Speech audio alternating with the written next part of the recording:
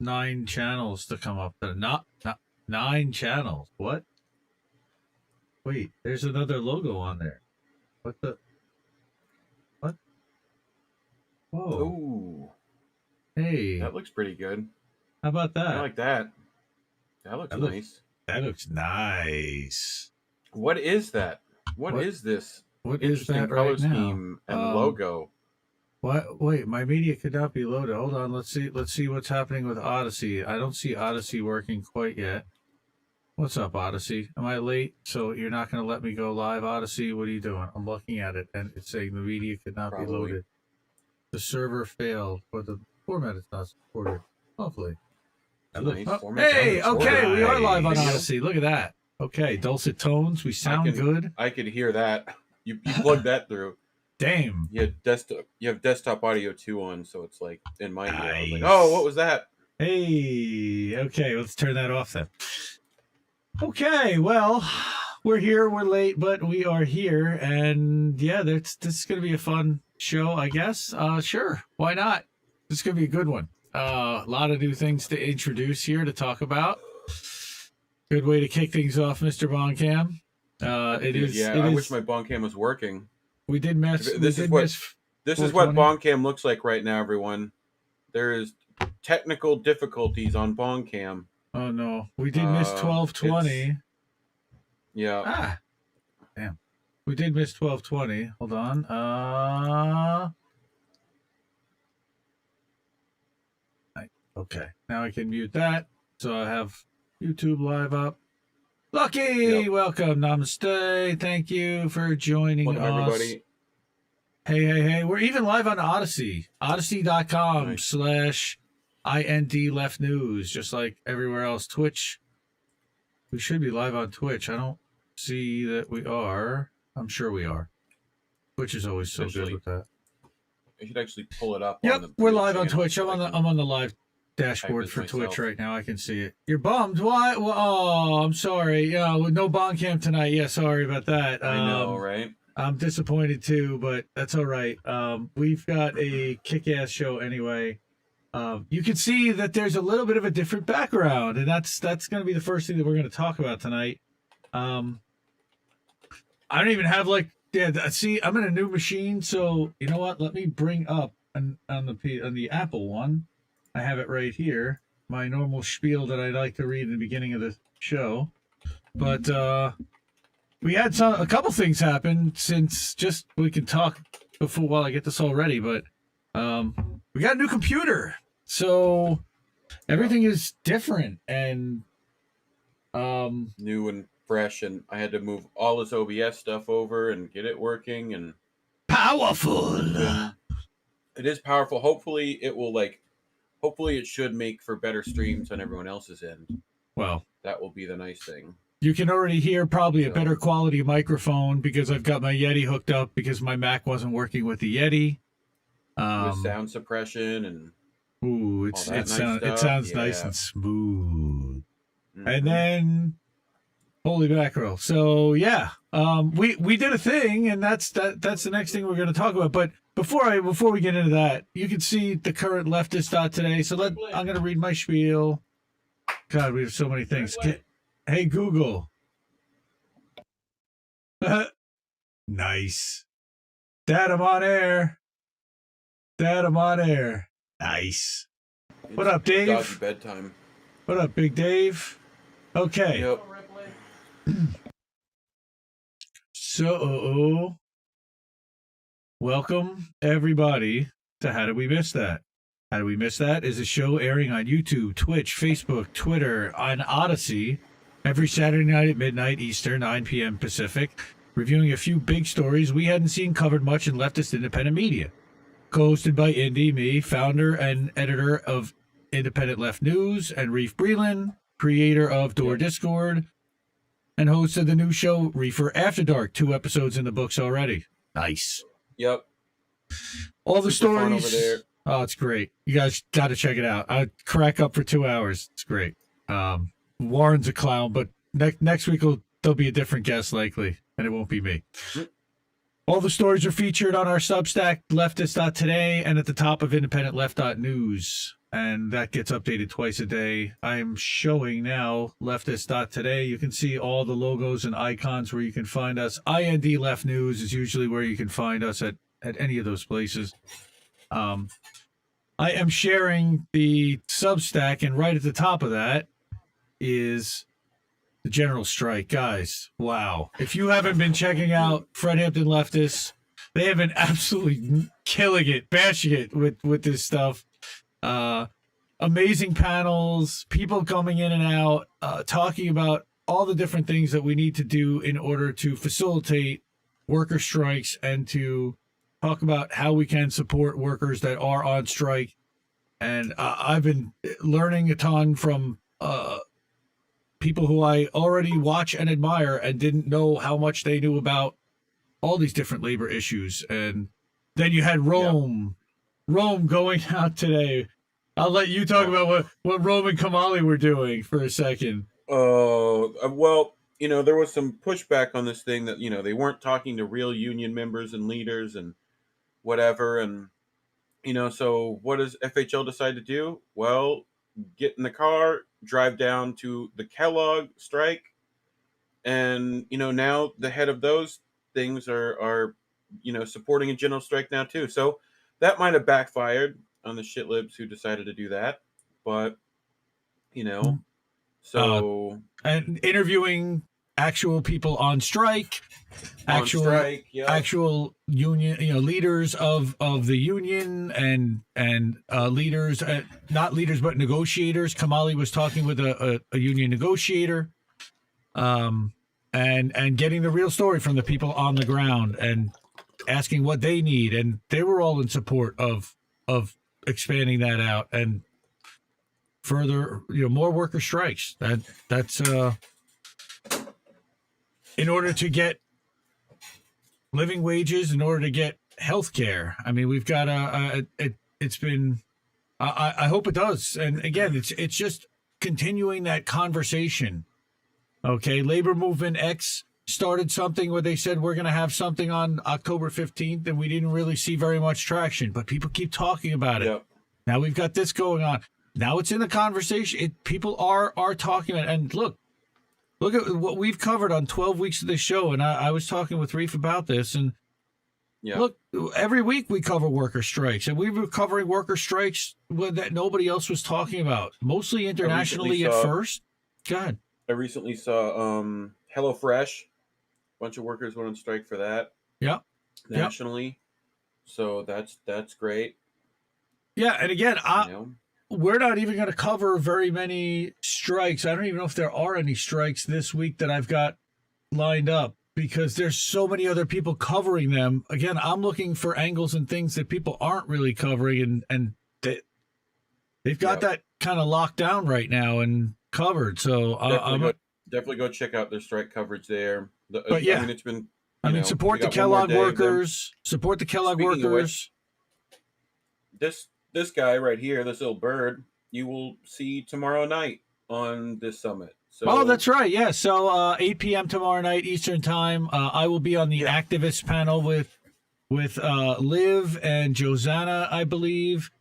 And I believe Logan, somebody, I think Logan from Populist Voice Network. So I'm excited to talk about activism with them. I have not been active in the streets, but I have been using the web and marketing as an activation tool and as a collaboration tool and as an organizing tool. And I'm excited to share some of the things that I've learned and that I've been doing with that, with Indie Left, and then with what we have in our first story to talk about tonight.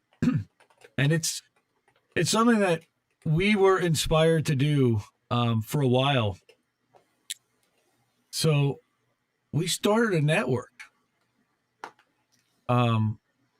We got together with a bunch of these younger channels and smaller channels that have been come on the scene in about the last year and a half that have been making a splash. And we all have some really strong things to bring to the table, but everybody's kind of incomplete. And I felt we all were, and myself included. And we can benefit in so many different ways from a central platform where we can collaborate, co-stream, share resources. There's so many different things, positives that can come out of it.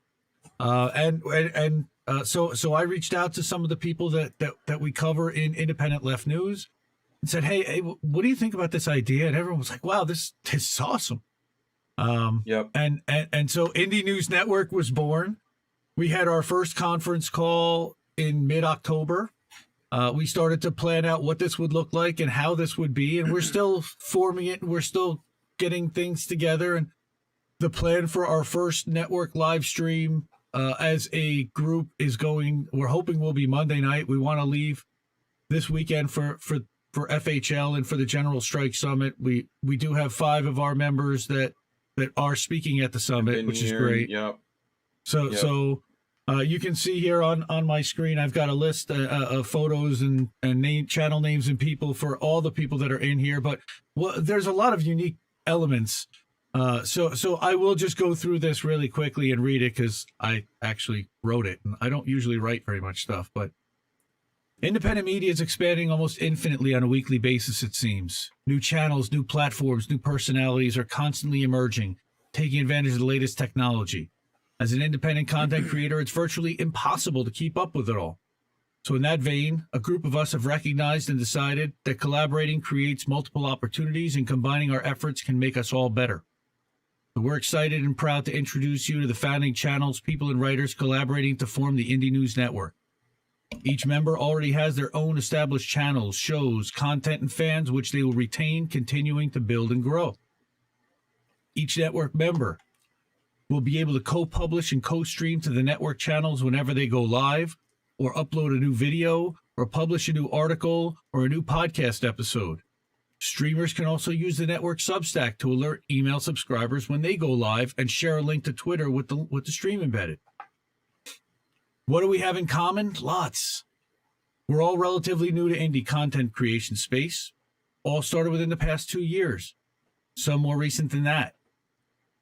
We all believe in uncorrupted representation. We're all anti-imperialist, anti-monopolistic, anti-fascist. We all challenge narratives and have seen that 20 multi-billion-dollar owned media behemoths control 95% of what America sees and hears, and went looking for the unbiased truth, free from the influence of big pharma, big banks, the military-industrial complex, and big tech. Well, almost free of big tech. Yeah. We're going to be doing exclusive network roundtables, frequency and daytime still to be determined. Stay tuned, really. And we'll be launching other network exclusive mashups, collabs with other networks like Fred Hampton Leftists and the MCSC network, and new shows. The plan at first is to have a presence on 9 platforms to start. So we already have channels set up on YouTube, Substack, Twitch, Twitter, Facebook, Instagram, Odyssey, Rumble, and Patreon. Links to all the members' YouTube pages, Substacks, and or Medium. Seb Solomon has Medium and Twitter handles below. And I know Rob Durden did a video about this, and he introduced every one of the members. Again, I've been watching all of these channels and staying in touch and friendly with all of these folks. And I'm just so excited about everything I've seen. And just it's been amazing to see the collaboration, to see the work that people have put in already, the way that people have been meeting each other and going on each other's shows and having conversations and really helping all of us grow and become a force together, where INN really just arrived on the scene like week 1, and it's happened quickly, and it's been a lot of fun. So Robert Durden is he's a badass, man. He'll punch in the mouth. He's a doctor, so he's been to medical school. He's got some pretty interesting takes and advice on COVID and the jabs, but he's got Political Fight Club, and you know the rule is you do talk about Political Fight Club. Really fun channel to watch. He's funny. He roasts people, but he also's got some strong takes on. He did. When we first started talking to him, he went on stream with Branko talking about, like how networks should be brought together and stuff like that, and how they're not exploitative and all that stuff. Super good. Yep. Right. Yep. That was one of my, like, the guy's been killing it. Yeah. He also talks So about, who's been moving up and down. I like he's doing these little kind of power rankings, and he talks about yeah, who's moving up, who's killing it out there, and who's really helping to change the narrative and to challenge what the corporate narrative is, and challenge the people that are out there trying to hold us I popped down. a link tree in the chat for everyone if everyone wants to go there and Excellent. Yeah, if you go to new INN stuff. Yeah, you go to indienews.network is the website. Find all the links Click and that channels. Click that link for me real quick. Right? See if that link actually works. Okay, it works Sure. for you. Why didn't it work for me? Weird. I had to go to the regular link tree to find it. Oh, that's weird. So, yeah. That's no bueno. Yeah. Mm-hmm. So again, you see this is the Instagram friendly version in square format. Again, all these channels are set up already. I haven't really, we haven't really been posting enough to it, but starting to. We were pretty active on Twitter this weekend with the General Strike Summit so far, and plan to be tomorrow as well. But really excited about this. So the 16 members again are Robert Durden. We've got Tara Reid.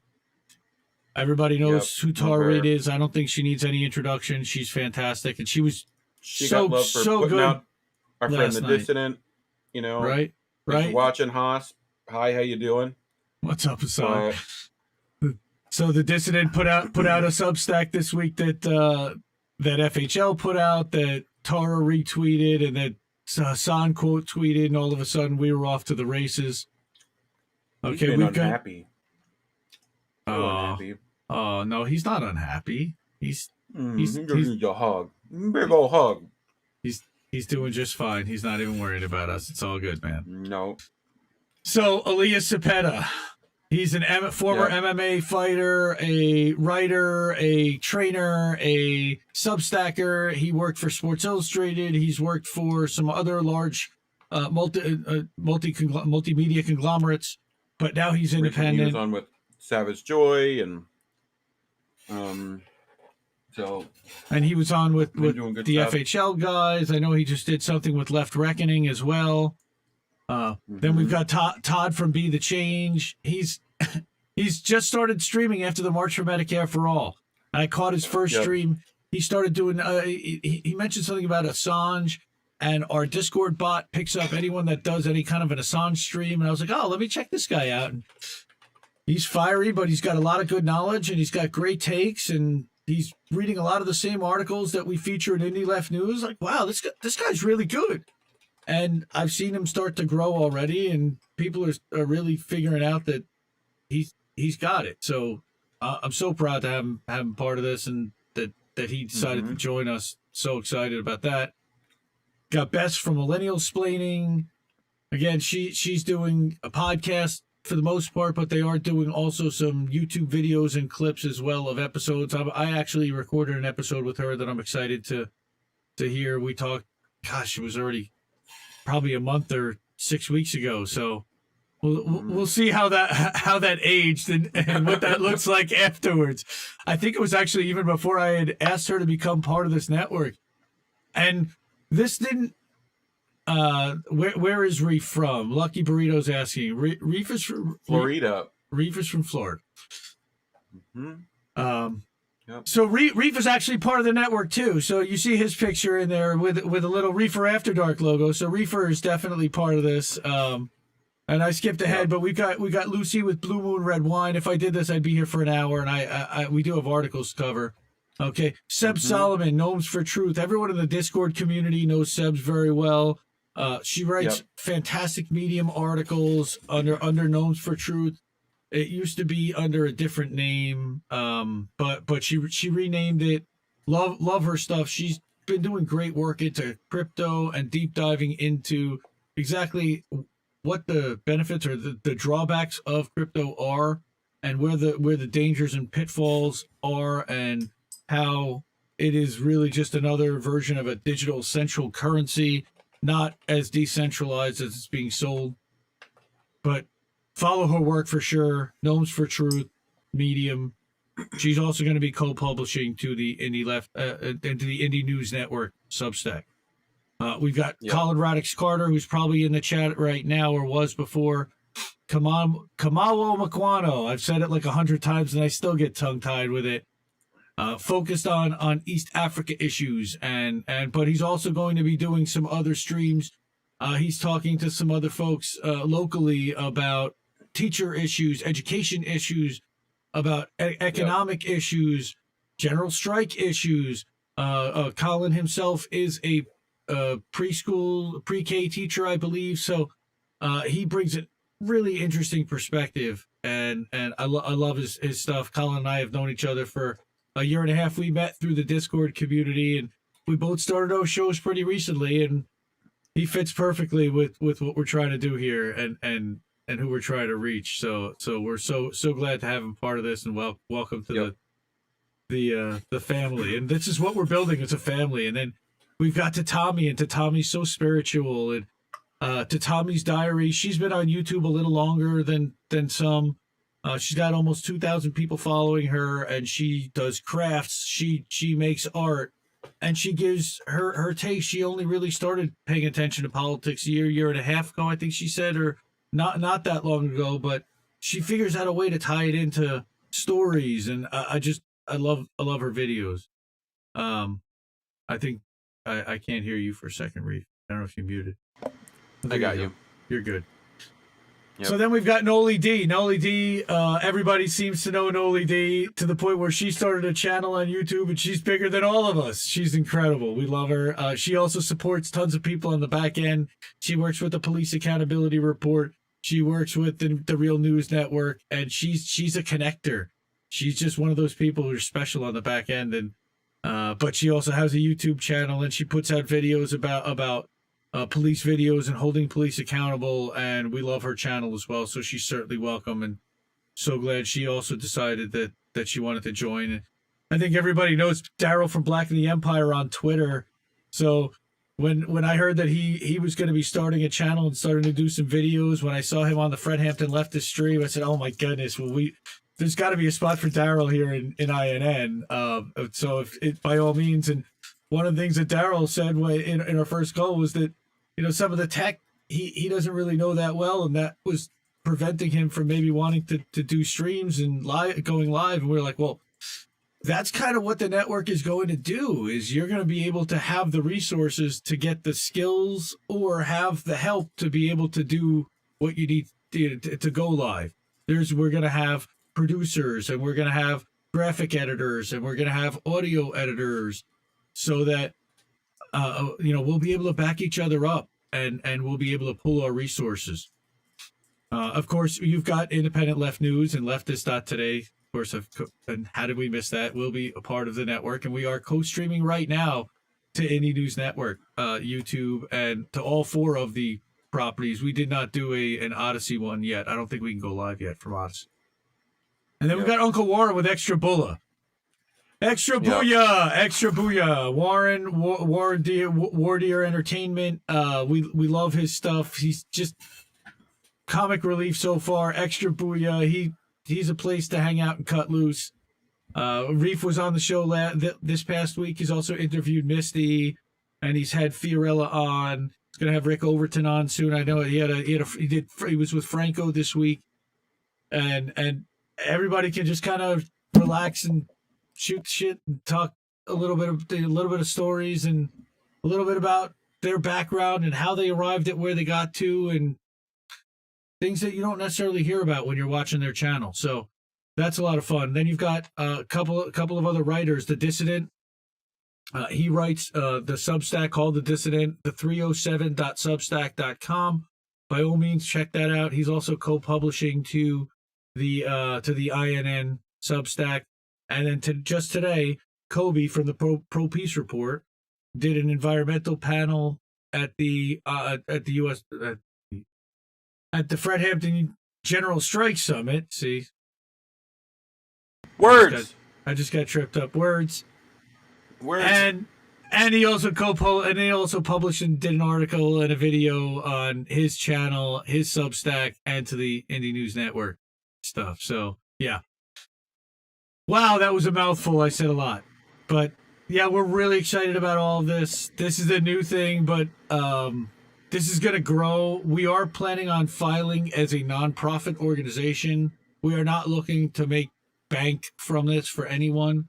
What we are looking to do is benefit the rest of the community from this and to donate proceeds or to donate them to the individual channels and support all of these channels to help them be able to get the tech that they need and be able to get all the things that they need. But again, as a charitable org, we could potentially take some donations and and apply for grants. And that's something that Noli has talked about having experience with. So I'm excited for all of this. Me too. And I'm ready to take on all the added responsibility, whatever it is. And hopefully it's not going to be very much for very many of us. I mean, we've got the creative pretty much built. We've got the channel set up. Somebody needs to maintain that. We'll work on finding some channel managers, and all of us work collaboratively. Musicians and stuff like that would also be nice. Web devs, like we've got a list, but and we'll all work collaboratively together. We all have a network of resources who can work together to try to build this thing. And as we take in money, not for profit doesn't mean not for money. We will be able to pay people and not just do everything on a volunteer basis at some point. So not yet. This is all volunteer right now. We're all just pooling our resources for just dedicating and donating our time to it, because it's really we all see it as a value add, and that could be important for all of us, and to help us all grow, help us all get the right messaging out, and help us overcome the algorithm and the corporate machine that's trying to hold all this independent messaging down. And maybe by amplifying each other's messaging and having our audiences overlap and work together, we can overcome some of that. So again, did you see my microphone shirt for INN? Oh, this one. Snap! Look at that, man. That's sweet. This is an old one I've had forever, but wow, it works. So, but I just thought it was funny. I didn't even notice it till just now. I was like, "Oh, I'm wearing the INN microphone." Oh my goodness! Look at that. So, this is the website. It's indienews.network, INDIE news.network, or linktr.ee /indie news network. And this is the links to all of the channels that are set up. We did set up a Patreon that, again, still trying to figure out exactly what the donations are going to do. Right now, I don't even think that we're hooked up to a bank account or PayPal or anything. Anything, we can just hook it up to Indie Left, and I will get it over to whatever we set up. So, wow, I'm exhausted from that. Let me take a drink. Drink your waters. Seriously. So, believe it or not, I'm actually drinking coffee. So, coffee? No, you don't do coffee stuff. By the way, I got new streamer shelves. I need stuff to put in it, like black roses from Bess. That would be nice. That'd be cool. Red beret, maybe, like anything. I'll put whatever. So he's asking for merch, people. He's asking for merch. Bat signal. I'll take whatever. Okay. So, first story is from one of my favorite writers, or actually now it's the second story, but first non-Indie News Network story was from about a week ago. Sam Pizzigatti, inequality.org, outstanding publication, and it gets picked up through Nation of Change. Can you scroll that browser over a little bit? It's not quite right. What's going on? Why is it covered? Oh, I know why. Yes, I know why. Yes, there you go. Yeah, there you go. That's it right there. I got it, dude. I got it. Love you. Okay, thank you. All right. So, can we automate inequality out of automation? That's an interesting question. What explains the It sinking is. incomes of so many workers today? Automation. Now, it's kind of funny because automation is half of what makes indie left go, but at the same time, that's not what we're really talking about here. Our rich are raking in more fabulously more than ever before, and at the same time, millions of working people are taking in significantly less. But why? What explains the sinking incomes of so many American workers today? Globalization plays a role. So do the fading value of a minimum wage, ever smaller share of workers with collectively bargained contracts, which is something I'm looking forward to talking about tomorrow night. Yeah. But another factor, says MIT economist Daron, I'm not even going to, Asimoglu, I guess. Maybe the most I potent have driver, something for this, which is automation. Go ahead. So, Stephen Hawking, one of his last Reddit posts on an AMA was, I'm trying to find it. Where is it at? I have it somewhere. But it was essentially that like these automated things are making someone profit, right? Intelligent future AI will probably develop a try to survive and acquire more resources, a step toward accomplishing whatever goal it has, because surviving and having more resources increases chances of accomplishing the other goal. Let's see if I can find the actual AMA. But yeah, he said that that essentially it was like we need to share that wealth, right? I'll look for Sure. the exact quote while you continue, but Sure. Well, basically, this MIT economist is saying that we do have a choice, and okay, that driving automation right now is coming from the U.S. and China, of course, we know. And again, $2 out of $3 spent on AI are at the core of modern automation. Yeah, it's not good. They're creating jobs but not automating them. Okay, that's how they operate. Oh, not on creating jobs, but automating them, right? As an easy way of reducing labor costs. Of course it is. So big tech automates away, even if the tech they introduce makes little contribution to significantly raising productivity. Okay, I sure. 40. What happened? I moved something and no, I got you're a whole here. desktop. Yeah, I know. Your special guest. Meow, meow. Yeah. Hi. Kitty. Come see, weirdo.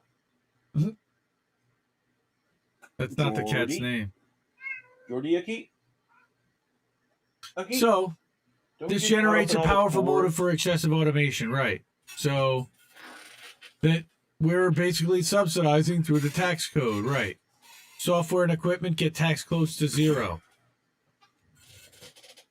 The technological progress doesn't have to play out this way. Indeed, technological process didn't play out this way back in the middle of the 20th century. Government funded research drove it, and the government set the research agenda. Is he calling for the government to? No. Yes.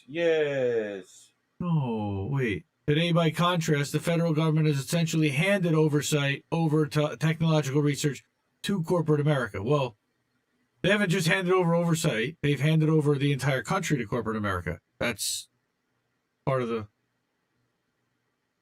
problem here, yeah. So, in highly unionized Germany, the House Economic Disparities Panel overview for Tuesday's hearing points out industrial robots have turned out to be far more prevalent than in the rest of Europe and the United States. Employers and unions work together to introduce these robots, but thanks to their joint planning, they has not resulted in overall loss of jobs. But they've remained in their original workplace even if they're performing new tasks.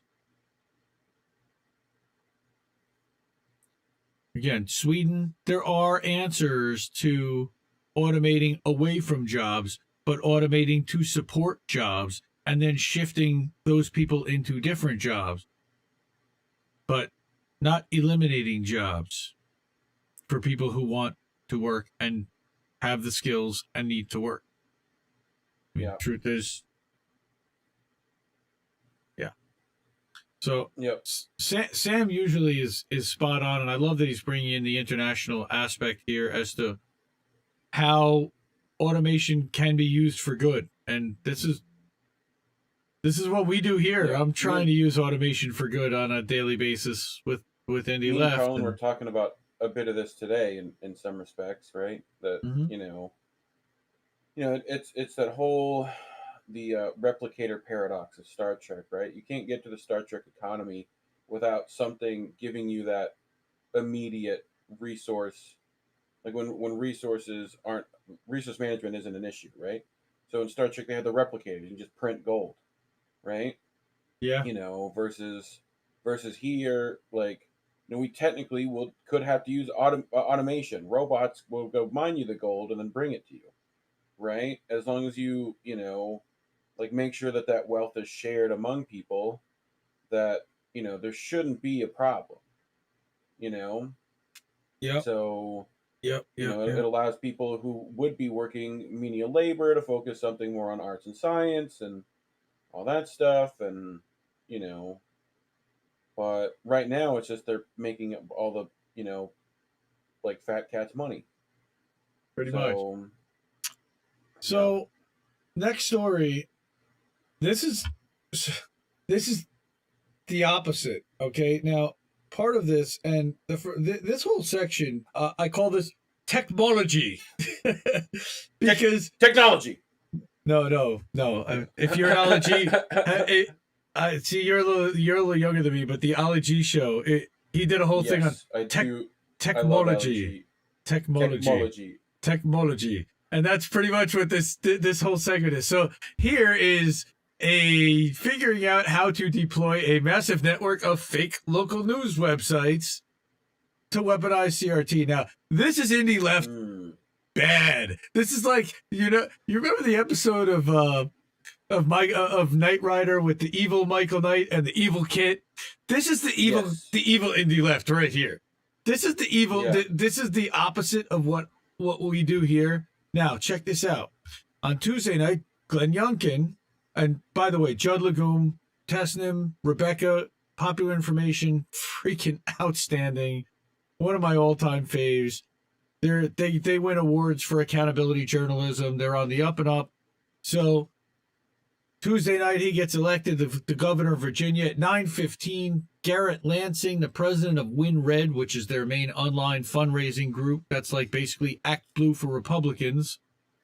Yeah. He says, okay, here's the story that started it all. All hail Ian D. Pryor. Let's effing go, Governor Glenn Youngkin, right? And that's coming All hail from doesn't sound great. Yeah, That's that's probably not. Yeah. So what is West Nova News? West Nova? What is that West Nova News? And what does it have to do with Ian Pryor, the former spokesperson for Jeff Sessions? This is where things get interesting. This is a freaking crazy story. Everybody needs to check this one out. West Nova appears to be a local standard news website, right? It's not. Rather, it's part of a massive network of websites linked to conservative businessman Brian Timpone. We'll find out who he is later. There are more than 1,300 sites currently in the network, including at least 28 that operate in Virginia alone. The sites in Virginia look identical and feature much of the same content. Most of the articles don't have a byline and are automatically generated. They're clickbaity crap. Look at this. Yeah. All right. Go back here. Timpone has a long history of leveraging low-cost automated story generation. A previous company run by him, Journatic, attracted national attention and outrage for faking bylines and quotes for plagiarism. Right? Journatic was rebranded Locality Labs and is now part of the Metric Media Network, which operates the 1,300 plus local news sites. Metric Media boasts that it produces over 5 million news articles every month, and it's claimed to be the largest producer of local news in the United States. Oof, this is like Sinclair Broadcasting on crack, guys. Crack. All right. West Nova News and the other sites in the network have little advertising and no subscription fees. The Columbia Journalism Review linked funding for sites in the network to the dark money ATM of the conservative movement and a Catholic political advocacy group that launched a $9.7 million campaign in swing states against Joe Biden. Which the only people with that kind of money to launch a campaign against Joe Biden are going to be hardcore right-winger. Yep. Because moderate right-wingers love him. I mean, he got 100 billionaires to donate to him, so they must be. Usually it's fundamental Christians, and it's usually because they're going to oppose any Democrat on. Now, Senator Roy Blunt sounds like a good guy. You know? Yeah, because his last name's Blunt, not a good guy. Blunt. Yes. But donations aren't the only way Mediametric Network funds it, and this is where Ian Pryor enters the story. An investigation last year by the New York Times found that metric media sites operate a pay-to-play system. In 2020, a freelance journalist was paid $22 to write an article calling out Sarah Gideon, a Democrat running for a hotly contested U.S. seat in Maine, as a hypocrite. After the story was published in the Maine Business Daily, which is part of their network, the freelancer received an email saying the client who ordered the article had requested she add, quote-unquote, more detail. Well, what does that mean? The client was Ian Pryor, who also ordered articles promoting Lindsey Graham and Roy Blunt. Pryor, a longtime Republican operative, previously worked for the Senate Leadership Fund, a Republican PAC which spent millions on ads to defeat Gideon. Well, of course they did. Okay, in this way, Pryor and other clients use the network to launder partisan attacks as news. It's really funny because Jimmy Dore was just talking about how nobody reads the whole article. Nobody goes through the goddamn article. Guess what? This one we have to go through. Because this one's super important. Okay, quotes from sites, the Mediametric Network can then be used to source and it can be used in political mailers. This is where it gets really weird, right? Quotes from sites in the Metric Media Network can then be used in political mailers or in television ads with the authority of a neutral source. In some cases, the publications themselves are delivered unsolicited to doorsteps. The clients pay Metric Media to thousands to produce news that meets their specifications. They're propagandists. Okay? Pryor is not listed as the author of the story in the West Nova News. The byline is listed as staff reports, nor is he quoted in the article himself. Lansing, however, links Pryor to the article he claims started it all. Why? That's kind of weird. So, no, not really, because he paid for it. The piece that that Lansing references, published in September 2020, is one of the first to claim that critical race theory is infiltrating Virginia schools. It claims that Loudoun Public Schools has spent almost $500,000 in taxpayer funds training staff on critical race theory. This is false. The money was allocated to create an equity plan and provide related services to help implement the plan. The initiative was created in response to a Loudoun County school that played an Underground Railroad game in which an African-American child in the class was designated a slave for the activity. Oh, God. That's why the money was being spent in the first place. Critical race, yeah. Teaching people to not treat their fellow students as slaves. Yeah. And then they, okay, neither the contract for the plan nor the plan itself mentions critical race theory. It does talk about strategies to ensure student growth and success for every child. Okay. This includes the recruitment and retention of a high-performing, diverse workforce, which the West Nova news story describes as hiring fewer white teachers. Okay. A few weeks later, in October, an article written by Pryor that cited all the same underlying documents, accompanied by an even harsher political rhetoric, was published in The Federalist, the far-right website. So this is what they did at a presidential level to start a rock, right? Like, they planted a story with the New York Times, and they went out and said, well, look, the New York Times is saying it. Look, it must be true. Where'd they get it from? And Yep. I mean, this is essentially what's happening here. They're paying for a story, then the publication comes out, and then they use it in something else. Going, well, look what this publication said. It's gross. Yep. Standard like media terribleness. All right. So, according to Vice, these documents were obtained by Pryor through a FOIA Act request. Pryor lives in Loudoun. He lives in Loudoun County. So when he's asked to provide an example so as to how critical race theory is reflected in Loudoun County instruction, he said his second grade tutor was taught about Christopher Columbus's genocidal history. He got his fifis hurt. Yep. This year, Pryor founded Fight for Schools, a group pushing parents to fight critical race theory and organizing recalls of school board members that oppose its agenda. Pryor and the Fight for Schools are also a member of the American Schools Coalition, which operates the CRT Central website. Again, more of a tangled web, but this gets even weirder. This is a longer article, and I need to get through it because this gets even crazier because people are ending up. You'll see. Popular Information Investigation reveals that in 2021, Metric Media published thousands of articles promoting the notion that critical race theory is taught in Virginia schools. Many, but not all of these articles are automated. Nationwide, tens of thousands of articles about critical race theories have been published across the Metric Media network. That number is growing every day. The network is positioned to be a powerful tool in injecting CRT into the 2022 campaign under the guise of quote-unquote local news. This is also part of why they're trying to infiltrate school boards.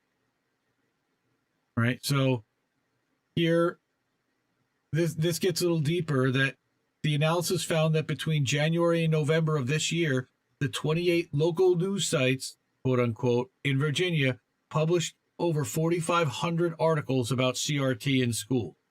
Many of these are automated that reference an obscure online pledge to teach CRT from the Zinn Education Project, which is only like one of the most brilliant freaking things that in the 20th and 21st century that actually calls out imperialism. I mean, it should be taught in schools. So, yeah. So here's what some of them look like.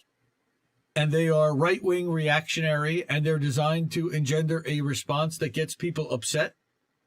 What are they teaching our kids?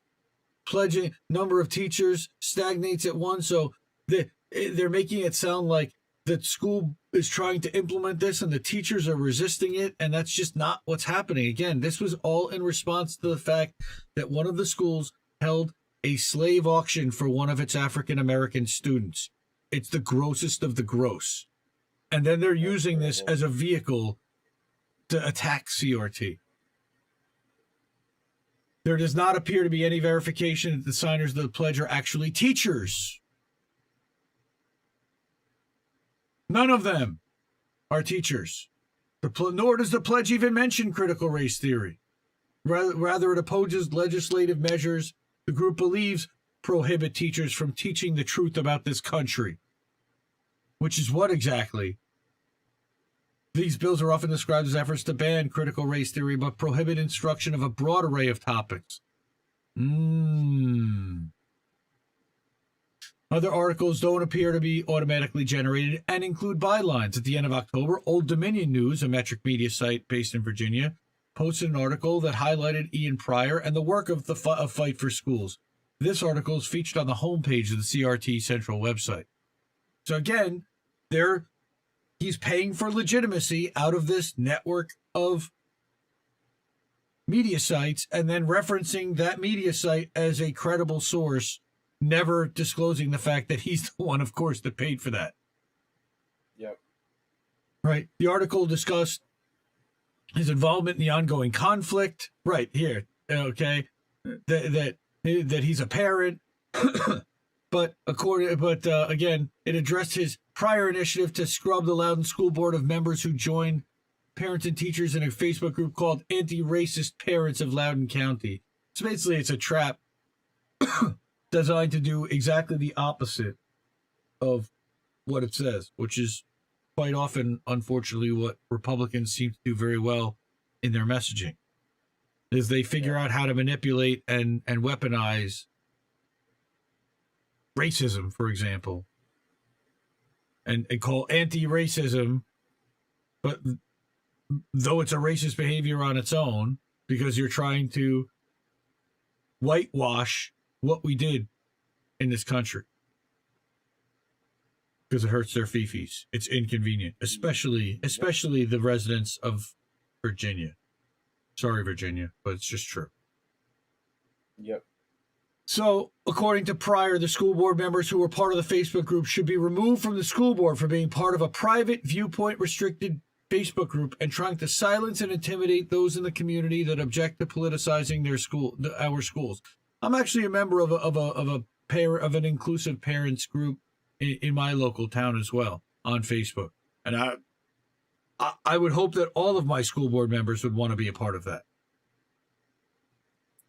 Now, I don't think that they are, and my town is actually undergoing a big fight under the school boards, and that's happening nationwide, and it's not an accident, and it's being done at a coordinated effort, and Judd and Popular Information have been reporting on that as well.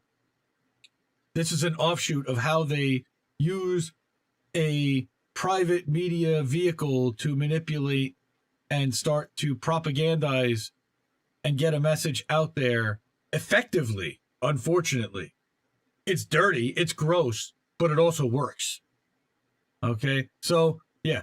So he also has an organization called Convention of States. Yeah, that doesn't sound too fishy. No.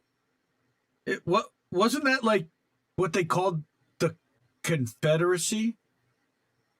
Very similar. Yeah, I seem to think that is exactly what they called it. So, Volunteers for the Convention of States, a grassroots organization, is no exception. Beginning it this summer, it joined in criticizing board policies that it says discusses Marxism and CRT. So, again, Marxism thrown in. Heaven forbid you actually get educated to an actual writer. So here's what's really weird. Okay. So we've really been talking about Virginia so far. So Convention of COS is a client of SMG, a political consulting firm. Bradley Cameron is the CEO of SMG and the general manager of Metric Media. So this guy is consulting with SMG, with Convention of States, okay, which is this guy, Pryor, okay, yeah. But he's also the general manager of Metric Media. Hey, man, let me teach you, and then I'm going to use my media arm to actually promote your smears. I feel like you need one of those crazy like pin walls with the red string over everything, and you don't even need that because this is just a straight line. Here's line. Check this out. So, fake local news sites push this. Okay, so this is like an Instagram post that he put up. And look at the states that they're targeting. Yeah. Swing states. Florida. Yep. They're targeting swing states specifically. They're doing this only in those places to propagandize people in those markets, and they're going to be flooded with content, and that's what he's going to talk about. In Texas, at least 39 local news sites affiliated with Metric Media published almost 12,000 articles containing the phrase critical race theory this year. Okay? As is the case with Virginia, a vast majority of these articles reference the online pledge to not teach critical race theory. Right? The online pledge that we don't even know who signed it. There's also several other stories that focus on initiatives by Convention of States. Houston Daily. Wow, they sound very official. They sound very, very mainstreamy. An outlet in the network published a piece on October 29th titled Convention of States Survey Helps Constituents Decide for Themselves in Upcoming School Board Elections, COS president says. Complete propaganda. Paid for by the propagandist and then sold by another propagandist.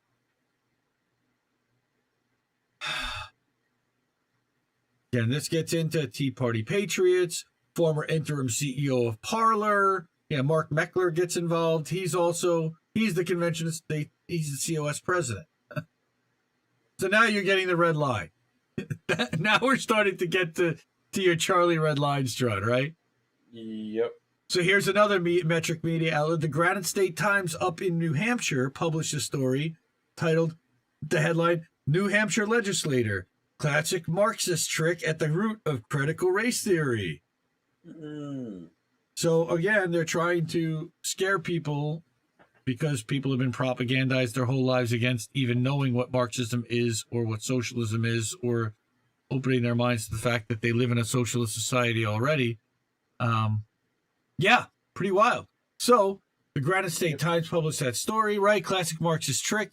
At the root of critical race theory is a Marxist doctrine that separates society into oppressors and oppressed. He noted that the bill was modeled after Trump's executive order on banning diversity training. So let's follow the Trump model. That's a good idea, sure. Great idea. 2,100 articles in New Hampshire across 6 metric media sites. So not as much of a spread, because they're not going to get, you're in the Northeast, you're New England state. But as they move south, you can see between Virginia and Texas and Florida, they're spending a ton of money. In Ohio, Popular Info found there were 6,200 articles. So it's literally going state by state.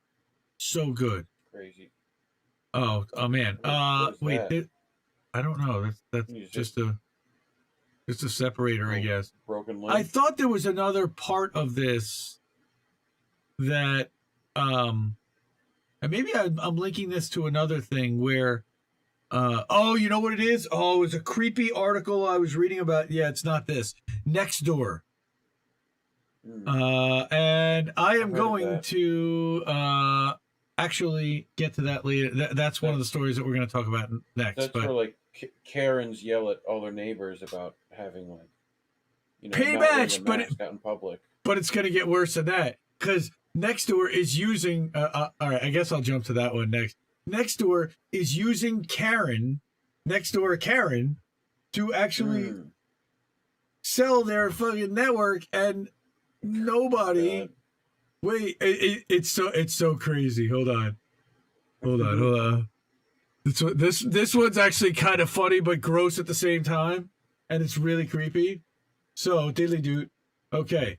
News sites are renting your inbox to spammy political groups. No. All right. No, that would never happen. Is this the one? This is Donald from Sludge. Donald Shaw and Sludge. Actually, Robbie Yeager turned me on to Sludge and to Donald Shaw. Excellent publication. They write on corruption and on dirty tactics all over the place. Love their stuff. Before we get into that, we have been ignoring chat. I'm so sorry. Lucky Burrito, you're awesome. Thank you for hanging out. Darlene, yes, we did get started late. We had some technical difficulties, let's just say. Yep. And refixed everything. So we're here and we're good. And I turned it on and back off again. That's what I did. Now Twitch is saying that it's unstable, but it doesn't look unstable to me. It looks quite stable. Fine. Twitch, you're unstable, Twitch. Yeah, you're unstable, Bezos. Get out of here. Yeah. So we are live on Odyssey. So what? Where are you going? News sites renting out your inbox. All right, so I'm not going to. So first of all, you see these things. Now this is not the one that I'm talking about, but there was a creepy article about Nextdoor getting Karens to sign up. When you sign up for Nextdoor, you have to check a box, and it's already checked. You have to uncheck it. That says that they could send out a mailer on your behalf telling your neighbors that you've signed up for Nextdoor and they should too. And people are getting like postcards. People are like, my neighbor knocked on my door and was like, you sent me this card and told me to sign up for that. And they're like, no, I didn't do that. No. And they turned out they went to the terms of service, and Nextdoor is doing it without their actual knowledge because they signed up when they signed up that they agreed that Nextdoor could promote the site using that acknowledgement and say, hey, they're a member. And now this is a little bit different. Okay, news sites are renting your inbox to spammy political groups. So Fluent LLC and Preferred Communications get paid millions to rent lists to political campaigns and PACs, but another way is that you may have subscribed to a news outlet's newsletter, and then that news company turned around and rented your personal info to a campaign or political party. Right? FEC records reveal that political news companies, including Mother Jones, The Daily Caller, that's your friend Tucker Carlson, not our friend, yeah, right? Yep. Breitbart, yep. The Nation, and The Daily Wire, Ben Shapiro, are being paid hundreds of thousands of dollars each year by campaigns and other political groups to access their email lists. This is, wow. And Mother Jones thankfully, Mother Jones is in on this, yes.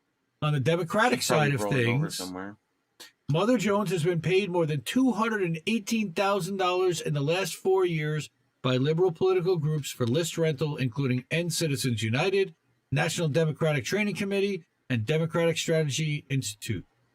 All of the groups that rent Mother Jones's list employ Mothership Strategies, a firm founded by former Democratic Congressional Campaign Committee employees that has often been criticized for its misleading and abusive email tactics. Mother Jones affiliate and abusive. Well, because when you unsubscribe from them, they don't actually unsubscribe you. They keep sending it to you. The Nation Company has collected more than $232,000 from list rental companies to political campaigns since 2017. Its list rental customers are the same three groups. Okay, similar to Mother Jones, they receive emails from the company's political customers that seek to get readers to offer up their contact info. Okay, again, Ben Shapiro's website, making the most money by renting lists to political groups. That guy, man, he's got the Facebook algorithm gamed. He's selling his he's renting lists because that's what he does. He's just selling. He is Mark Zuckerberg. I mean, that's why he's buddies with him. Yep. Getting people to voluntarily give their information and then selling it and profiting from it. Gross. All right. NRCC, a $5,000 rental fee that was paid by Huckabee's PAC, $18,000 paid that Dan Crenshaw's campaign paid earlier this year. Just the best of the best. NRCC have paid the Tucker Carlson founded Daily Caller $222,000 since January 2017. That's $50,000 a year. That's $4,000 a month for access to their list. It's not setting the world on fire, but do you know that when you sign up for Mother Jones, that they're going to be selling your name and your information to a Democratic campaign? Yeah. Probably don't want that. So that's republished in the Brick House. The Brick House is kind of a mainstreamy, I believe, publication, but they pick up uncorrupted articles.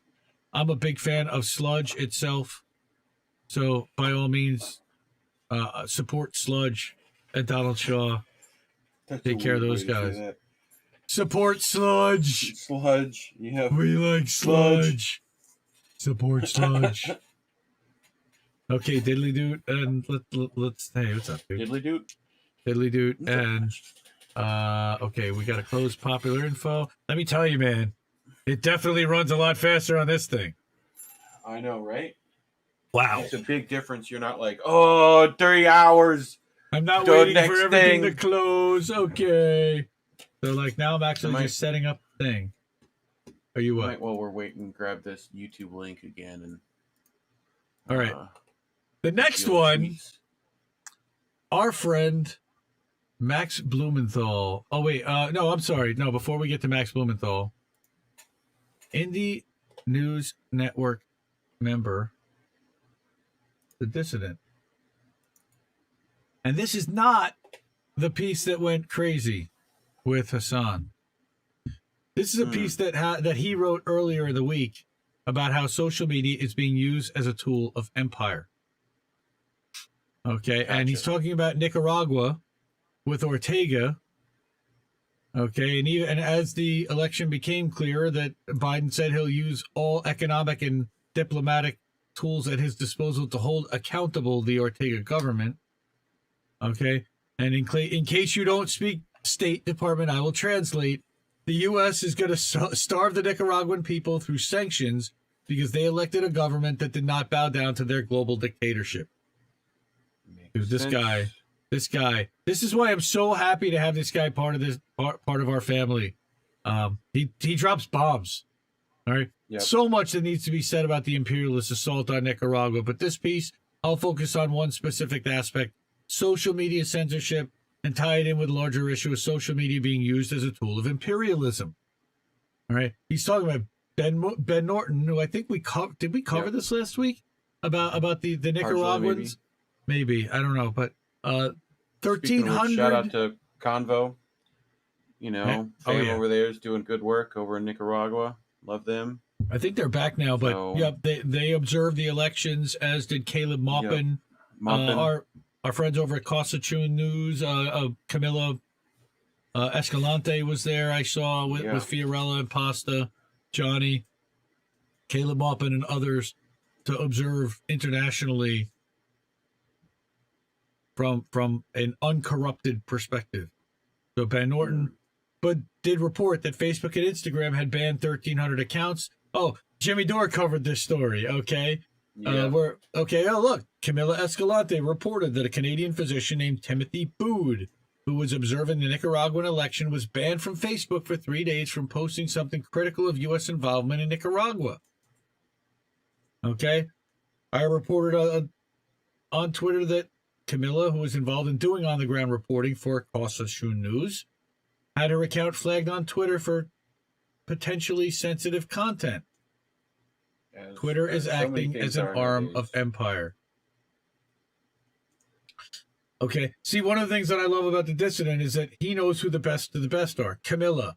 He talked about Alan McLeod, found that Ben Nimmo and Luis Fernando Alonso, the two people behind the report that claimed the banned accounts were bots, had ties to military intelligence.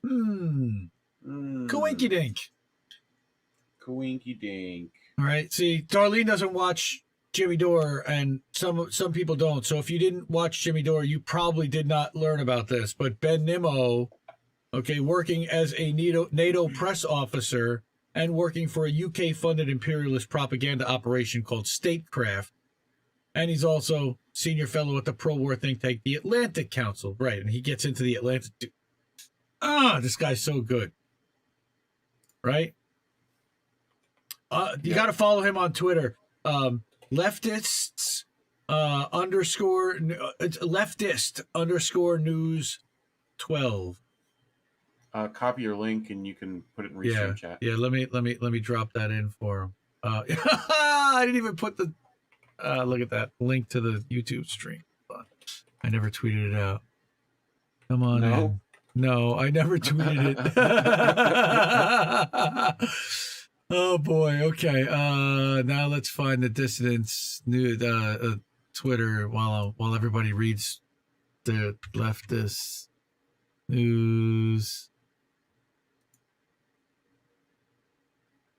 It's leftist _news 12, comma, copy, paste, get that in there. There you go. Everybody check that out and go give them a follow.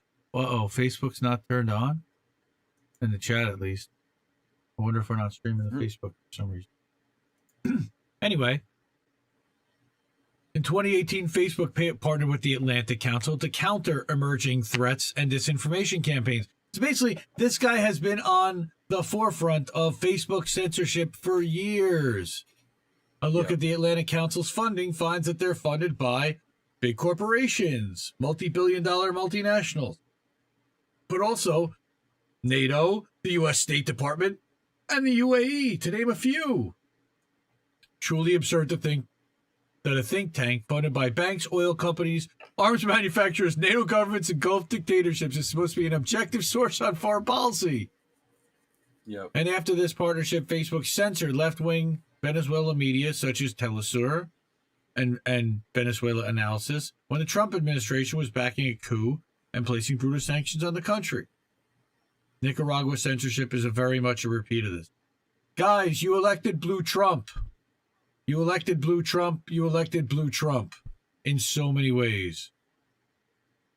That was Nick today on the General Strike Summit, and it was so Yep. powerful.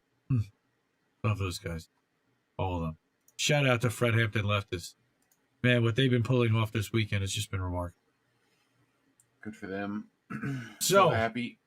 Again, for example, Twitter labels RT, Sputnik, CGTN, and Press TV as state-affiliated media, but not BBC, NPR, Voice of America. Another great example is Twitter flagging or banning content because of evidence-free State Department claim it was quote-unquote Russian disinformation. It is evidence-free. The Dissident's so good, man. Everybody give him a follow. Yeah. And go sign up for his Substack. It's free. The 307.substack.com, which you will also be able to find, by the way, by signing up at indienewsnetwork.substack.com. Substack. So as well as all of our other lovely writers. Absolutely. So Tara's going to co-publish there. Kobe co-published today. We also are going to publish out some original ones. Like I've been publishing some articles about meeting a little bit more about each of the individual members of the network with all the links to their properties and channels so you can find them everywhere.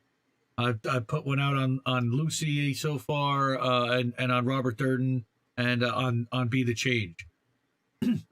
Lucy is Blue Moon Red Wine. So we've got to get one done for Reef and for Colin and everybody else and working on those. But we'll get those out to everybody. But here's a Mate tweet where Twitter adds a warning that these materials may have been obtained through hacking. So that's another site. Double standard, because as a journalist, Aaron Mate pointed out stories using leaks from Iran and China that were most likely hacked, but didn't get that same treatment. But because it questions spelling cat, Aaron Mate. Aaron Mate. They said Aaron Mate yelled at me. Yelled at me? No, not Aaron Mate. Oh, Aaron Mate. Some of the other great dissident articles: The Death of the Left in America, Breaking Points pushes pro-war propaganda funded by the military industrial. That's also a really important article. You should totally read about how Sagar and Marshall are really pushing pro-industrial, military-industrial complex. This is the article that got everything going, but it happened on Twitter. Yep.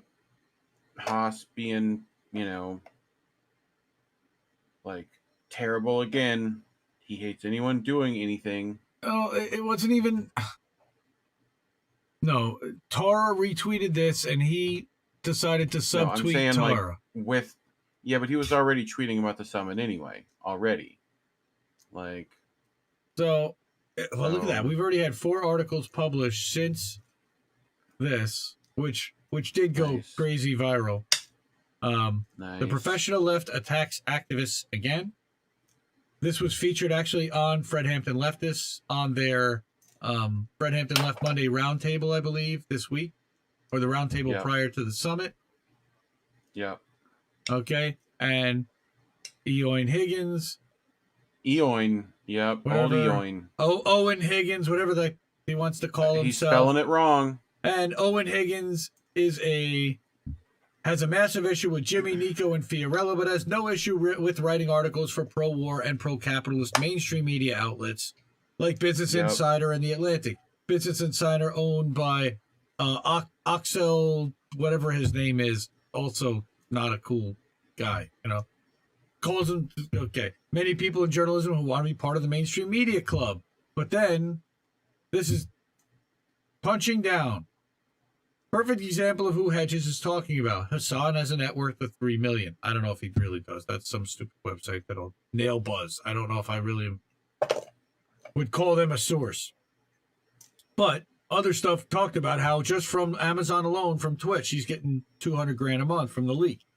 We know this from a couple months ago. All right. And he talks about what he does. And then, the word grifter gets thrown around a lot these days. But people like Higgins and Piker are truly grifters. Again, strong take. They attack those who actually threaten power to advance their own careers. Higgins wants so desperately to be accepted by the mainstream media, he will mock those outsiders as of it as unserious. Hassan will attack activists with no power but won't say a word critical of AOC because he built his career off her. And why wouldn't he have a Fenion? Maybe he will. Maybe after Nick challenged him today, he'll actually have a Fenion because it's not about, quote unquote, Nick's clicks and Nick's clout and Nick's whatever. It's not about Nick and it's not about Fred Hampton leftists. It's about a general strike summit. General strike. And yes, Hassan, we know that people are going to get arrested. We're going to have a solidarity fund to be able to take care of that. We're going to have a legal defense fund. We're going to have lawyers at the standby and at the ready. Nationwide, that's what we're going to require. Yes, this is what a summit was going to talk about and what it's been talking about. All right? Ask yourself these questions. If supporting the General Strike Summit would advance the career of Piker or Higgins, would they support it?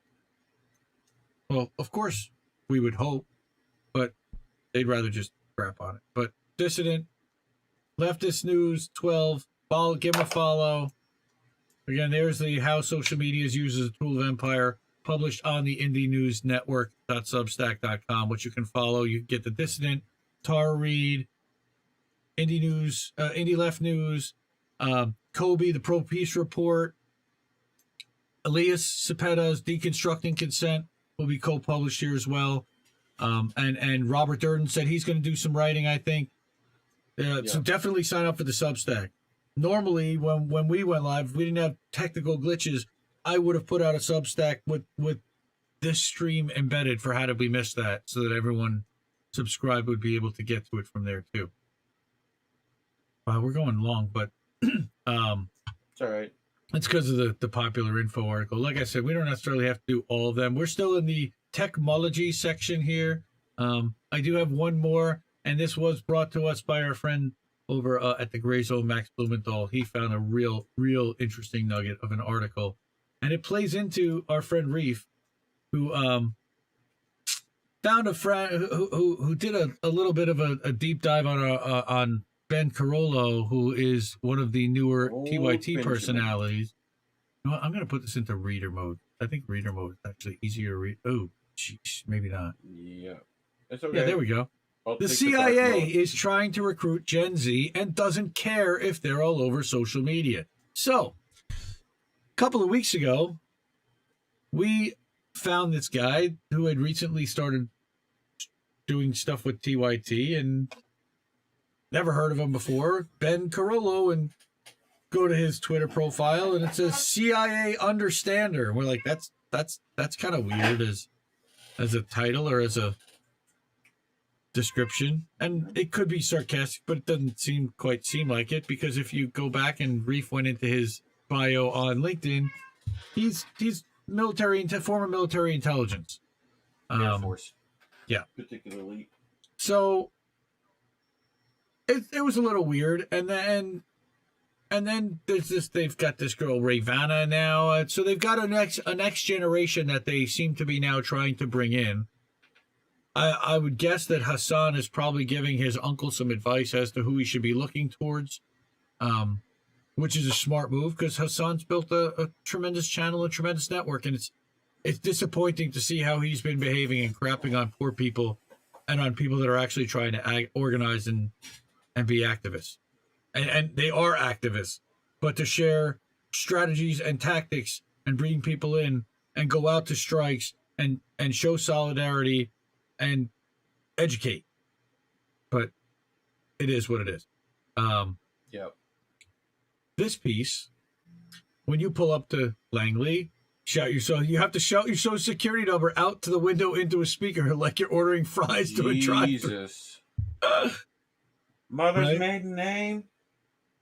Right.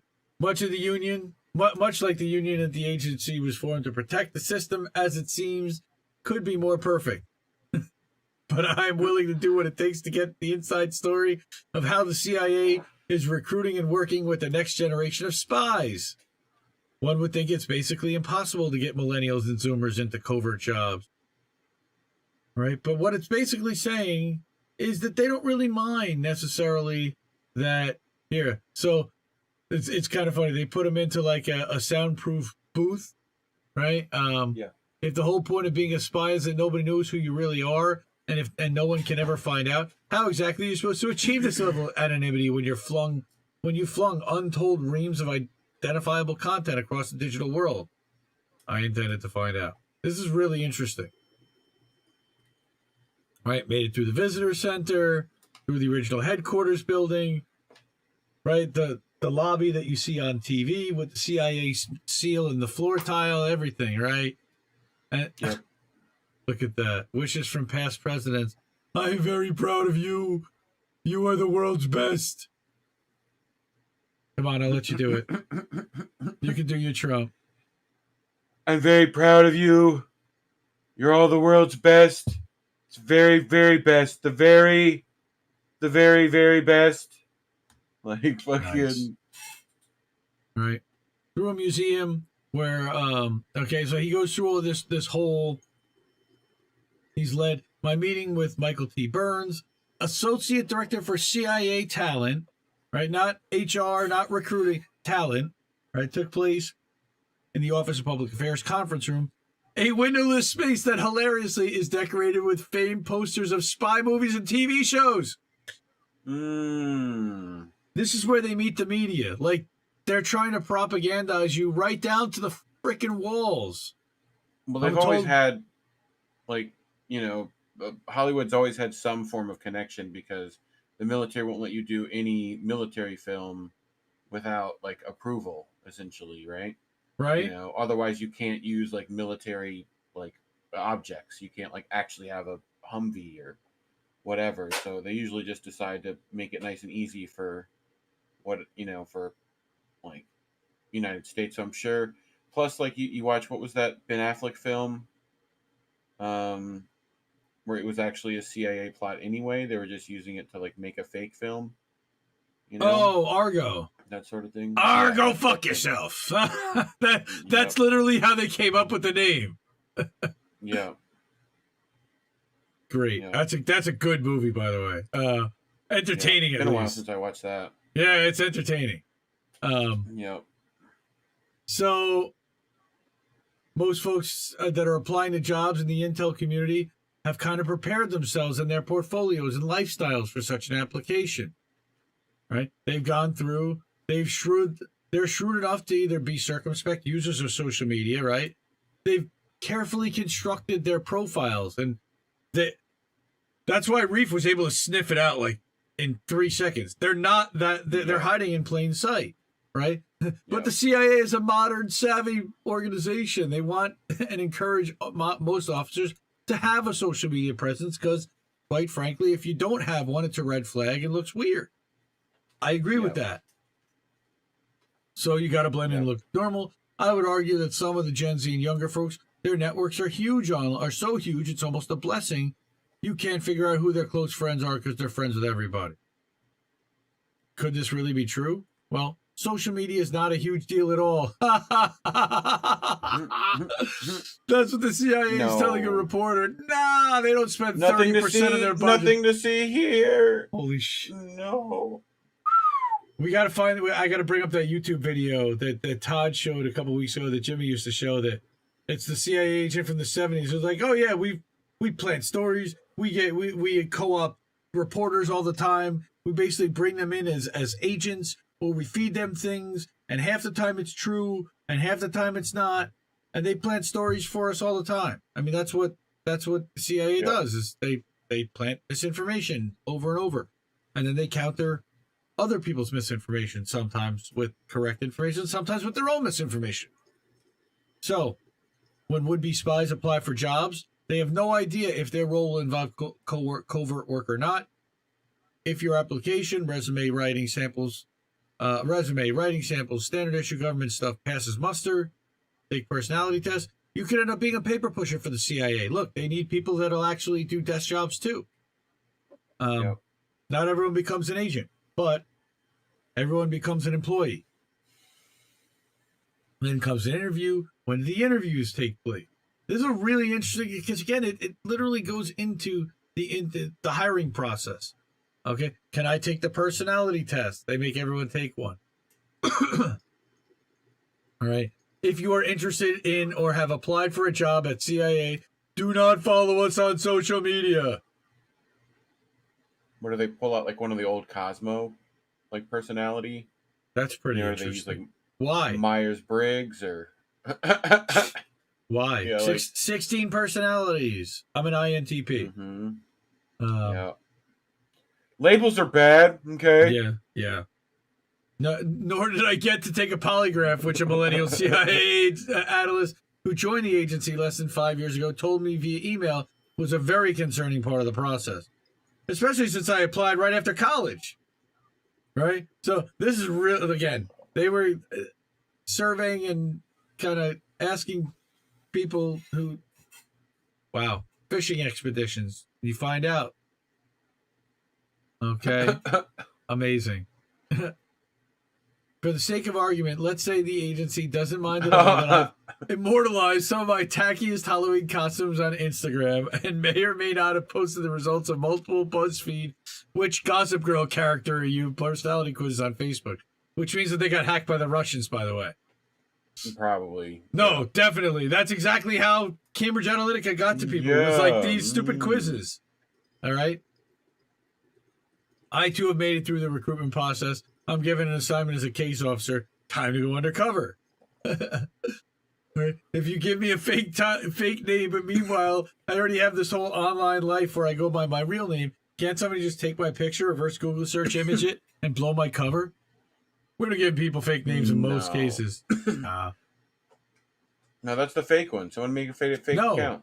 Right. It's just about not having an association with the agency. Right. What they do is they outsource somebody to a private organization like who did Edward Snowden work for? One of the big military defense contracts. Not DARPA, but he wasn't NSA either. I can't think of the name of the. Well, you said this the other day too, and I couldn't remember what it was. Yeah. Yeah. And yeah, I don't remember. Oh well. Anyway. Smoke more weed than you might. Yeah. That's just what I need to do. Smoke weed to remember. You probably remembered it. Probably remembered it high. Well, right. No, the first time I heard it high. So now I have to be high. I don't remember. I have to remember. Yeah. Aha! Thank you, Method Man and Red Man, for teaching me that. That's my trick, Cap. I'm always high. Yep.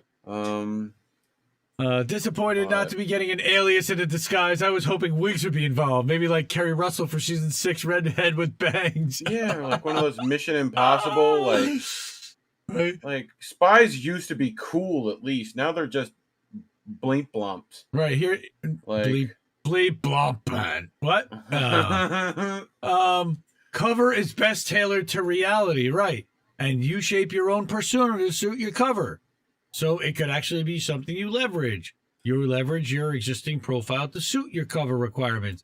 So, for example, if somebody wanted to be a Twitch streamer and wanted to talk left, quote-unquote, progressive politics, well, they might build a niche and they might be able to funnel a certain online audience and have a certain influence over a certain number of people and be known in a certain community and give them deniability and respectability in a certain community, which would then tip off certain people or make them think that they're not CIA agent.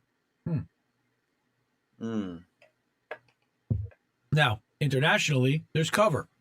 They can also say that you're a foreign service officer to justify your presence in whatever country you're operating in. Yep. They usually attach you to the State Department somewhere at a low-level staffer. Say you're Jessica Goldstein and you're in Prague and you're working for a Washingtonian magazine. That's who you really are. That's legit. While you're in Prague, you would be clandestinely meeting with some senior official from the foreign ministry. And at the end of that meeting, if someone approaches you, you might say, "Oh, I'm meeting my boyfriend. We were dancing." Or if you were a Hollywood bachelor, like movie star, something like that, or you were like a famous chef, or any of those. They used to use Britain used to use hello Julia. Somebody used to use Julia, right? Did they? So, yeah, I think so. Julia Child. Maybe.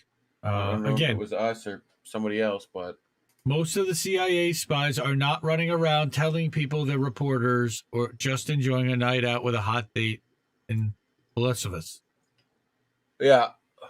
My editor, for one, assures me he doesn't have a Prague correspondent, and he suspects she's funny. Mm-hmm. I can see why Max Blumenthal likes her writing. She's very snarky and very funny and very sarcastic, very dry. Okay, so young people who want to work at the CIA need not fear that their TikToks render them unemployable.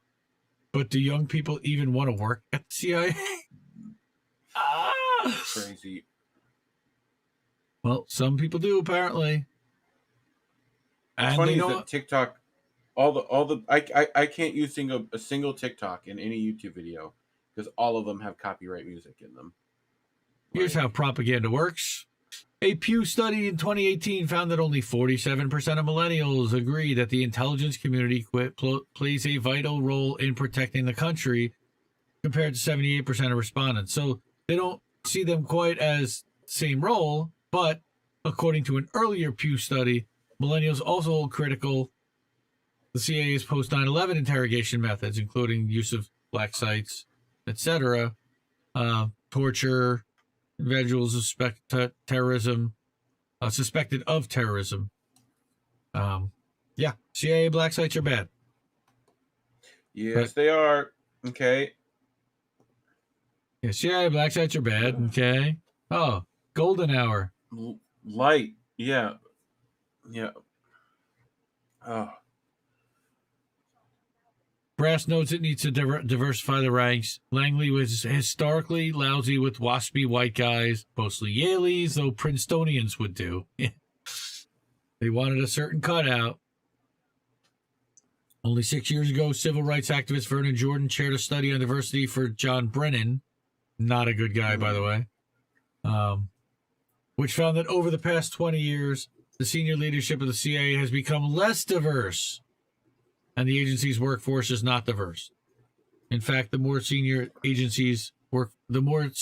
agency's workforce is, the less diverse it is. Not a surprise. Okay, given the ever-sprawling nature of America's... Again, this is a long, long article. Definitely go and check this out, but it's almost over here. Yeah. Maybe that's just my cover. So is she an agent? You have to tell me, otherwise it's entrapment. Right. You have to say. She's not a cop. She's not a cop. Have you asked her? That. Are you a cop? Are you a cop, man? Are you an op? They have to tell you. Everybody's an op. I have to tell you, man. Right? Everybody's an op. Okay. I mean, technically. I'm not even going to get to that one. That's all right. I did want to talk about Howard for a second. Let me bap. Make that bigger. Bap. Did you just bap me? I just bap. Did you just Whitney Cummings bap me? Like, this was published on November 8th. Check out a merch store, I guess. Bap. Feeney has been amazing in shedding light on this from our community. I would not have known about this if it weren't for her. Also, I shout out to Black Unicorn Rose Camilla Harris for also tweeting and keeping this up on a daily basis. And all the Fred Hampton leftists for keeping this alive. I know Compton Jay's also been talking about this. Howard University students denounced deplorable living conditions. And I know we talked about this last week and the week before. I know they met with the university president this week. And of course, he denounced their protest and says, oh, it's not nearly as big a problem as it is. And we're already fixing it. And you guys taking over the building is stopping us from performing the repairs. I will give, I'm going to talk a little bit about a video I did see this week, though. I encourage everybody to check out, and I'll drop in the chat. But this is, again, entered its 5th week, Blackburn takeover. Protesters have garnered support for their demands that administration at the historically Black university immediately address deplorable living conditions. All right, in early October, they occupied it to protest vermin infestations, black mold, asbestos, and other conditions. They also had roaches, I believe, in the cafeteria, I heard, overseen by the for-profit building management company, Corveus. All right. Students have camped out outside the building in tents, and they're saying they're not going back in the building until the building is safe. Yep. Now, a group Makes of sense. a group of It's also protesters starting to get winter. It's getting cold out there. All right, there is a petition for everybody to sign. Actually, this is a group of protesters spoke with WSWS about their protests and distributed copies of IYS for social equality statement. Okay, because they're in it for the money. They've been doing everything to get us out of the encampment. They brought up celebrities like Felicia Rashad that oppose our takeover.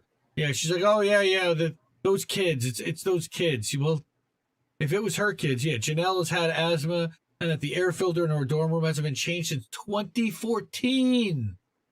They're supposed to be changed. They're supposed to be changed twice a year, and in a building like that, it might even be quarterly. Yeah. All right. And a maintenance person associated with contracting firm Corveus came to her dorm but made an excuse and didn't fix it. Probably didn't have the filter, the right one. Lucky Burrito, take care. Thanks so much for coming tonight. Bye, Lucky. So, stated that the purpose of the demand for a town hall was to open the campus administration to wider demands from the student body, such as better mental health services, better campus Wi-Fi, safer eating quarters, better financial aid assistance. All right. Autumn also spoke about poor maintenance. And then they tried to lock students out. And, yeah, President Fredericks keeps Corveus around and refuses to break their contract. He doesn't care about the students or he'd get rid of them, Autumn said. And again, this is just one student's opinion, but it's just interesting to hear someone who's in the building and who's dealing with this. Leadership continues to do business with other employers of highly exploited workers as well. Sodexo, which is campus contractor, they announced the layoff of cafeteria staff, which they blamed on the takeover, even though they're not even working in that building. Wait, what? Yep. How did they do that? Yeah. They were quick to explain that the narrative had been concocted by the university to incite the campus community against them. All right. The Blackburn, right. The cafeteria in Blackburn was not directly connected to the building lobby where the occupation was taking place, and that there were, in fact, multiple points of entry to the dining rooms in the lower levels of the building. Rather than students causing these layoffs, the administration shut down the cafeteria and is planning to pin the blame on the student.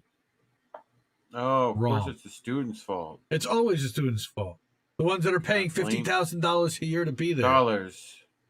Or a semester. Which they should be getting like they gold should be getting, toilets for $50,000 a year. Yep. Like, but the problem, and I'll explain, is has to do with Howard's endowment, even though it is tremendous. I was watching a really interesting video from Irami Ose Frimpong, and he was talking about, and let me bring that up in my Discord. What a name. Yes, he's a name. He's brilliant, by the way. Everybody give him a follow on. How did you remember that name? What is wrong with you? I think it was Killjoy Meg who turned me on to him initially and was like, you got to check this guy out. Either that or he was on an FHL stream, or he talked to somebody and somebody told me about him, and I was like, wow, this guy's really good. He's the funky academic. Yeah, Howard U is Black America is his Twitter handle. I mean his YouTube. There's his YouTube. I wonder how he feels about the Silk Sonic records that came out. And Del I'm sure he loves it. And it was so adorable. His son comes on during the middle of the stream. His son comes up to him and he's hugging him during the thing, and he's making jokes like, "Oh, it's my son," you know. It's just it's so endearing. It really is adorable. This guy's really smart, and he comes from the education world. And basically, what he's talking about is the fact that Howard has an endowment of $850 million, and that sounds like a lot of money. But then you look at Georgetown University across town. Their endowment is $1.8 billion. And that if you look at even George Washington University, not even Georgetown, but GW, that GW University has an endowment of $1.7 billion. He's like, so basically, we wouldn't even have enough, even if you gave all of that $850 million a year, it's not even enough because the endowment is $750. The operating budget is $850 million a year. They start $100 million a year in the hole that they have to raise from alumni, and then they have no endowment left to fix any of the buildings or anything. again, fascinating video. I highly encourage you to go watch it. It's about 20 minutes long. It's called Howard U is Black America. And he draws parallels to that. This is Howard. It's a microcosm of how Black Americans are being treated all over, but still expected to compete at the same level while being hamstrung at every turn. It's a real problem. You look, we've got to figure out a way to address the systemic inequality out there. I'm a big advocate for figuring that out and for calling out that equality and rectifying it wherever we can. Hey, it's almost 4:20 somewhere, Reef. So is it? Well, I've been hitting this so the whole time. It's 2:17. Where is it? So where is it 4:20 though? Because we are doing 4:20 at a new time. Yeah, we are kind of. So might be England. No. Good question. So this is again Howard Blackburn takeover. There are solidarity funds to support these students. Okay. Here, you, President Frederick, live comfortably in Maryland while students are sleeping on concrete for 25 days, and faculty is poorly paid as well. Okay, articles in WAPO have also attested to the poor conditions, not only of students, but faculty as well. Okay, Nicole Hannah-Jones, who resigned because she felt devalued and disrespected. Tokyo, Pyongyang, Ambon, Yakutsk, Seoul. Yakutsk is in like one of the former Russian Soviet Republic. Shout out Russian friends. Yeah, the use of police violence against protesters. Okay, yeah. In Friday address, Frederick attempted to save face. This is the university president. While agreeing to none of the students' demands, he stated, "I hear the concerns. I want to be absolutely clear about that." But he admitted that his administration had been lacking in preventative maintenance, avoiding trouble when issues do occur and responding to them quickly. But he's saying that basically the takeovers is preventing them from getting in the building and fixing the rooms, which is not. And where's that chokehold situation? Yeah. Referring to the use of police violence against protesters, and a police officer named Officer Smith placed an 18-year-old student in a chokehold while her back was against a metal bar. Terrible. The fact that many of the police officers were also African American didn't mean that they treated the students any more delicately. Yep. The officers were pushing people's parents out of the way. During this is Parents' Weekend. Bro. Yeah, Janelle spoke directly to the claims that students' skin color makes them natural allies, the wealthy members of the board of trustees and well-paid administrators. Howard is supposed to be the mecca for black students, an escape from white supremacy, but it's disappointing to me. I've never felt more oppressed than when I attended this campus. That's terrible. And again, World Socialist website on it. Yep. They are, when it comes to living conditions, working conditions, and standing up and advocating for workers and workers' rights, they're tops. And shout out Afeni like more than once because daily. She's retweeting Blackburn Takeover daily, and she was so powerful today. She was there. She had Lee Camp on today. She was so good with Lee and with Kit, and then she did her Faction Fire podcast right from the General Strike. So love that woman. Yep. So good. Yeah. Aaron Brockovich, I just wanted to shout this out really quickly, but Aaron and Suzanne wrote a thing about how Flint finally got a settlement, $626 million deal to settle lawsuits. It's probably not even enough, but it is the largest settlement in the history of the United States for a town for being poisoned or for anything like that. And it is substantial. How the hell did we miss that? Well, yep. Everybody's been out there and kind of busy. So I know that I will give credit to Status Quo on this one. They're in a little bit of a who knows what going on right now, but they did. Jimmy Dore, who brought Jordan on to talk about this a ton, and Yep.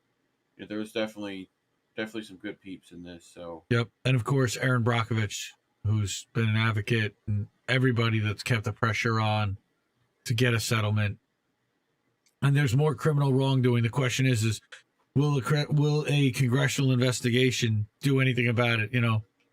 Credit to status quo on that one. They actually did pour through, and they got some kind of secret recordings or emails that showed that the Snyder administration knowingly covered this up, and they had evidence to show it. And I know Congress is now starting to look into it, but of course Congress is not going to really want to do anything, because if they, heaven forbid, find out that anything that they did caused any of this to happen, they don't want ever that to happen. So my guess is they're just going to bury it. So again, I don't want to get into a whole thing, but go read Aaron Brockovich's newsletter, thebrockovichreport.com. It used to be at it is a Substack, but she has a custom URL for it. Go to the Brockovich Report. So give it a free subscribe. Support her if you can. She's inspirational. She's outstanding. She actually did a stream for Veterans Day, or a charity auction for Veterans Day, where she's auctioning off like a half-hour Zoom call with all the proceeds to go towards, I think it's a homeless veterans organization, to try to get housing. So it's just a remarkable woman, and so grateful for her to offer her allyship and to look out and call attention to some of these environmental issues that I don't hear anybody talking about enough. And then one final diddly do it. I actually had 2 more articles, but I'm not going to go through them in detail. Okay. I'm just going to wing through them real quick, which is this Matt Stoller. And by the way, Matt Stoller, who writes a Substack called Big, he's now gone paid. I have not subscribed paid yet, but I plan to. He writes about monopolies and monopoly power, and why certain industries or certain things don't work well because of the monopolies that are hamstringing them. He's excellent at exposing things like that.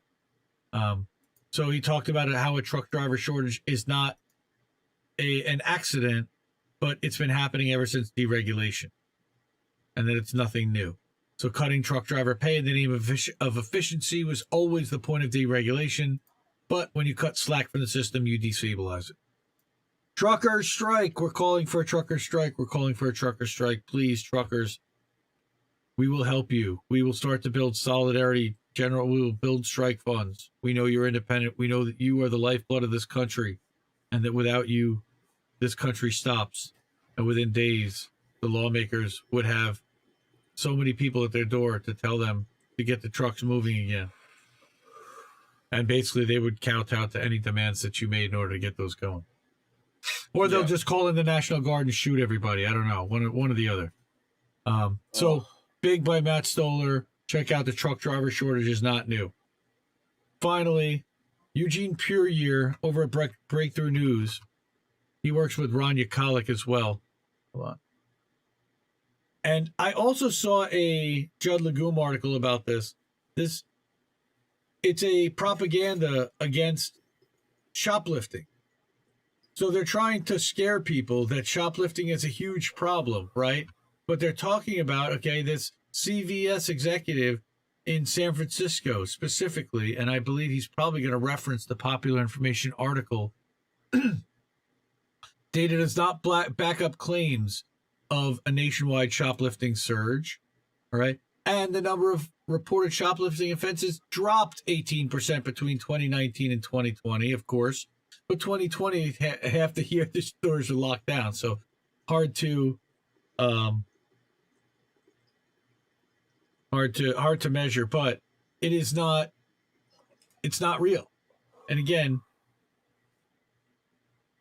Adam Johnson has been explaining there are other clear points of context that cast doubt on this whole story. Walgreens has been publicly stating it planned to close hundreds of stores, both to save money and capitalize on the real estate. But now they can blame the workers, or they can blame crime. Okay? It seems fairly clear, as they've been indicating in their social spending debates, paying no taxes in order to actually help address the social conditions that cause people to commit economic crime, quote unquote. It's a good one. And this is a podcast, 12 minutes long. I would highly recommend listening to that. Eugene over at Breakthrough News. I will go look at the popular info. If you take a look, he just did a thing about. Where is it? Was it his? This is what it was. This is about concentrated power and monopoly power making inflation, price of everything go up. But I don't think that this is about the shoplifting thing. Although he did talk about. Tropicana. I know he wrote something about this.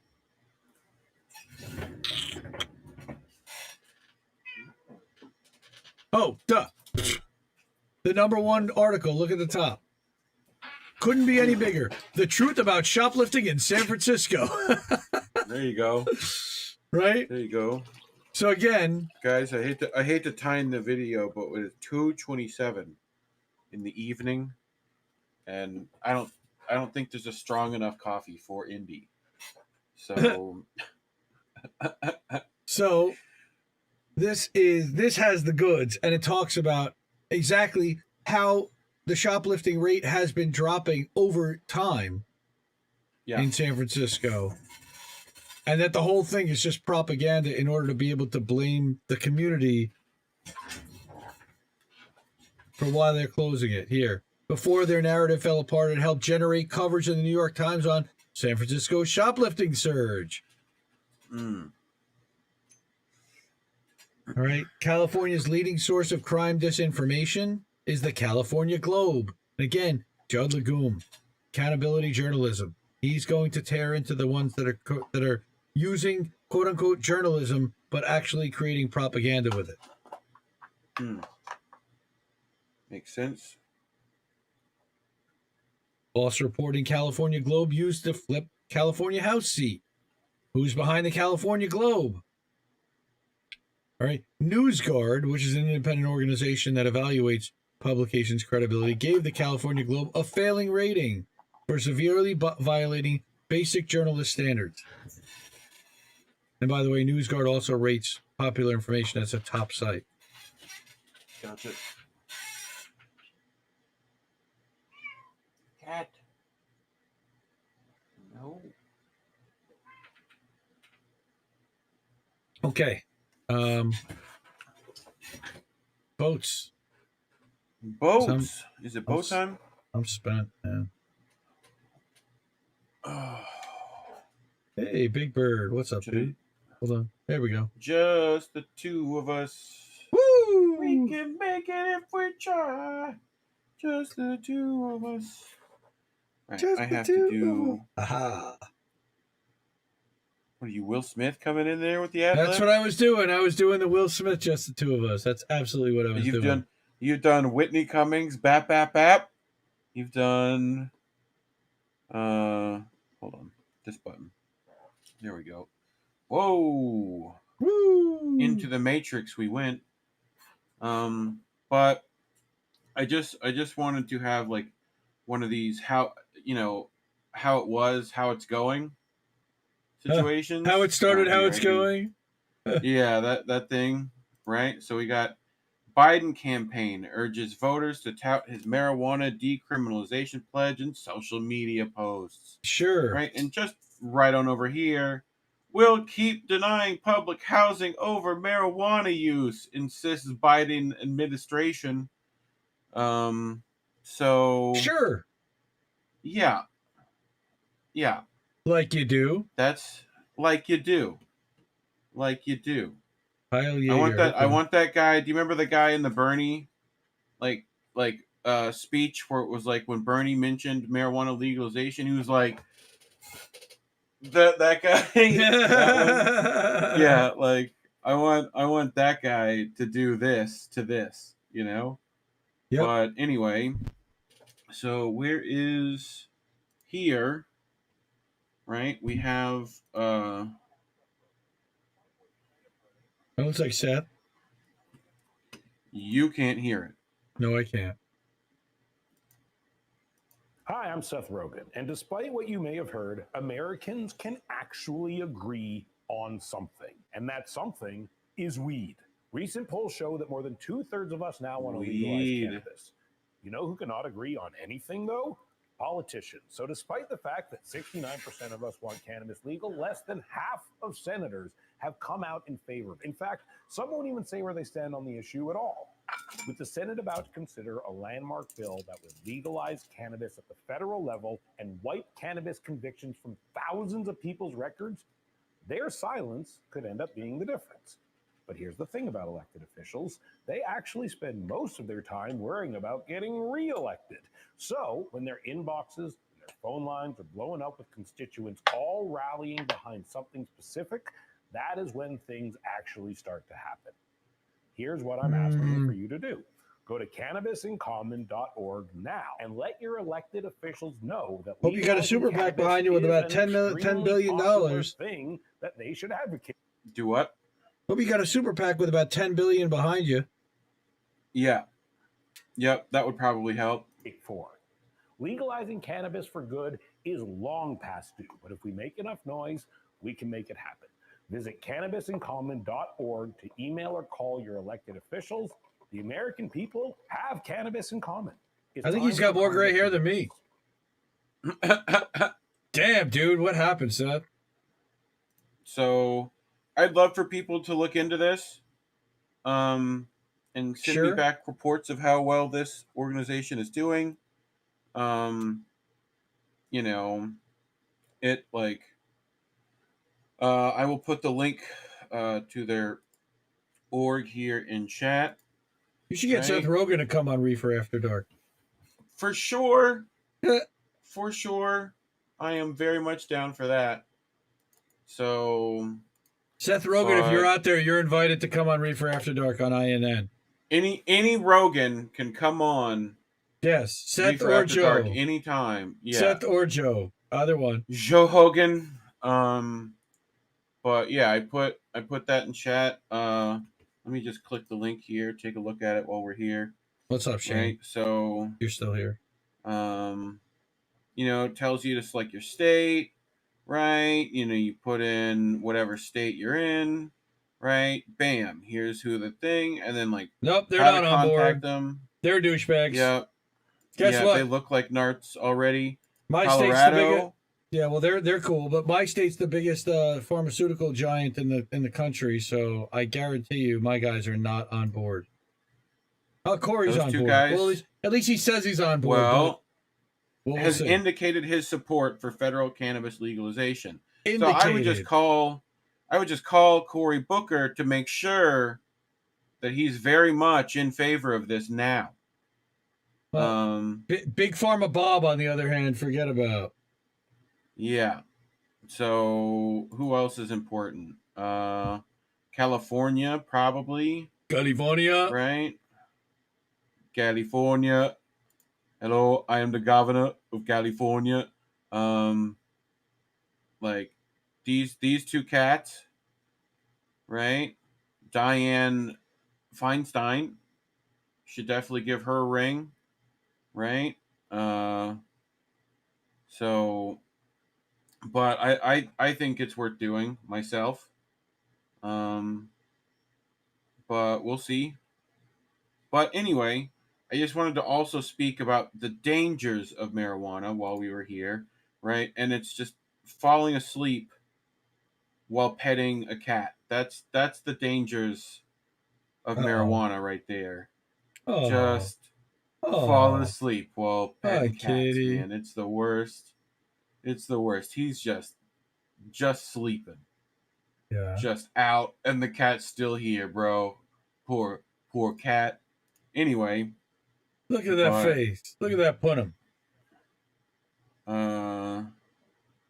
We've got this one. I want you to tell how much weed you think she's actually been involved with. Right? But it's Kush. That's what they call it. Very strong, potent. He's just gonna be going to jail for possession. It's Kush. That's what they call it. Mm-hmm. She can So- identify the strain. Yes, just by the smell alone. Reminds me of like when you can smell like gas off a backpack, you know? Sure. It's very similar. But Mhm. what do we got next? Yeah, so this is the weed vampire. I just thought everyone should look out for the weed vampire. He comes in and steals all your keef, bro. He just Wait. sucks up all your keef. Is and he just literally bails. like dipped in freaking cave? That's what it looks like. I just think that's him, bro. I think Wow. that he is the essence of all that is weed, You know what? and we should praise him as a deity. I'm watching you in OBS, but I should We be shall watching you call on the him- big screen. We shall call him Pazuzu. You Wow. know? Shout out to Pazuzu. Hashtag But, Pazuzu. Hashtag Pazuzu. You know, How do you spell that? Mesopotamian demons. Pazuzu. Google will help you. Yes. Google knows Pazuzu. Okay. He's the one who got them to take evil claws out of their thing. Probably. It was probably Pazuzu. But I feel like this is what we all need today. Just, Yeah. you know, Okay, that's not enough. that's not enough. That's not enough. I just want to send one of these to all the FHL members, you know, just one of these today. But As long as they're not getting tested at work. Yes. yes, yeah, and if they are, we'll talk to your work. We'll make sure they're cool about it. All right. You know, It's legal in half the states where the guys are, so I don't know. So speaking of those same half the states which are making you wear masks, right? In case you need to sneak something into the concert you're going to. Yeah, there's a little you know, pocket you behind. My kids wear those masks all the time.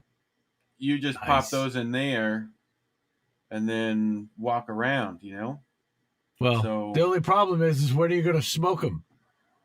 Yes. Well, that'll be easy to do. You just pop them out and head to Yeah, you know. But you got the mask Like- on. Oh, I'm sure it'll be fine. I'm sure you'll find a way. I'm sure all the cigarette smokers have figured out how to like, you know, do that now. So I don't know, man. I think once you go outside, you got to take out the mask, and that's the deal.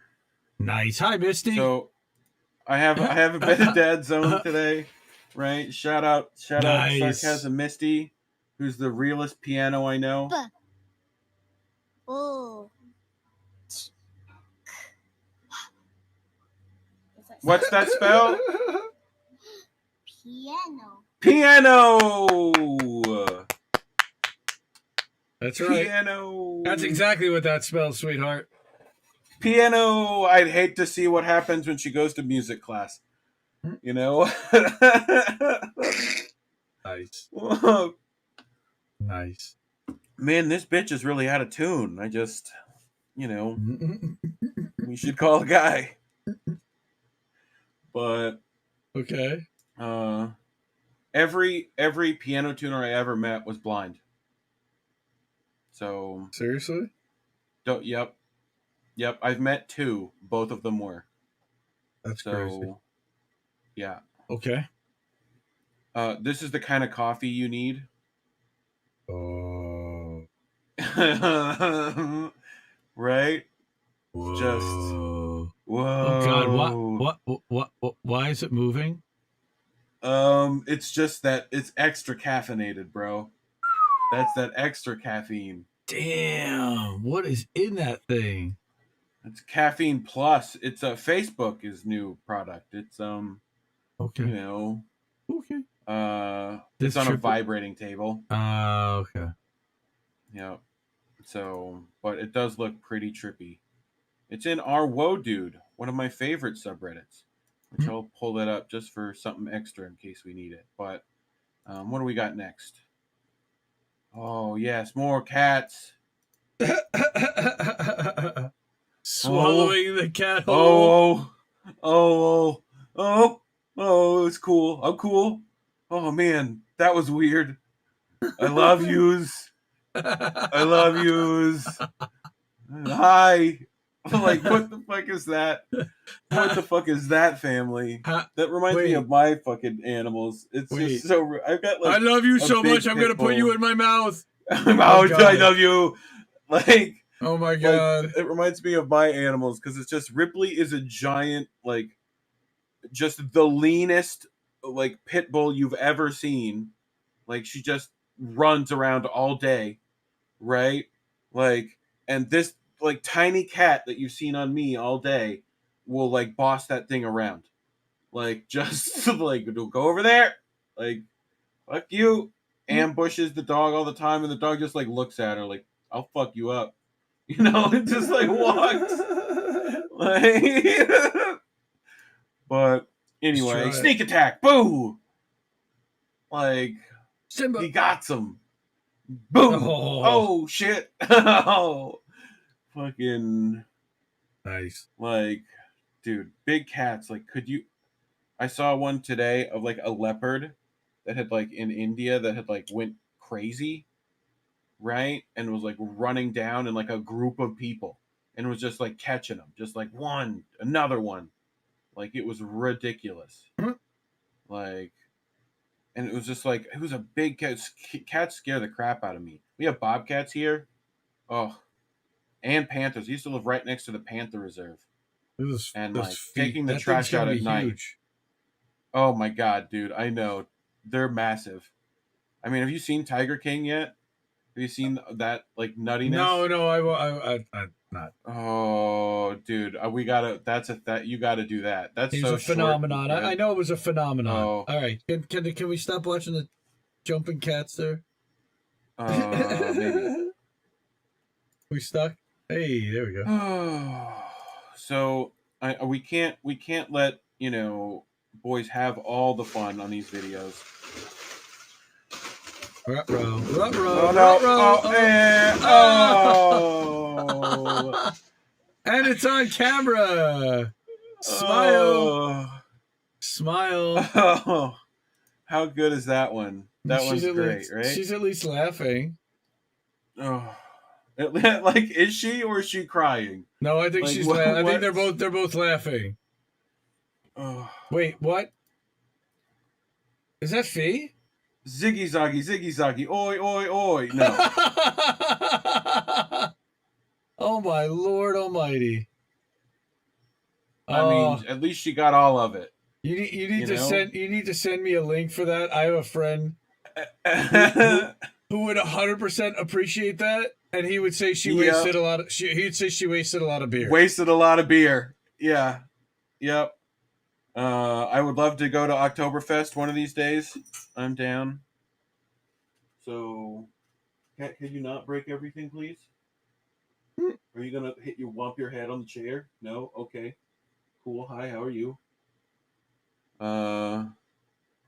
But can you lay? Are you gonna do it? No. You gotta make it like comfy first. Okay, whatever. Anyway,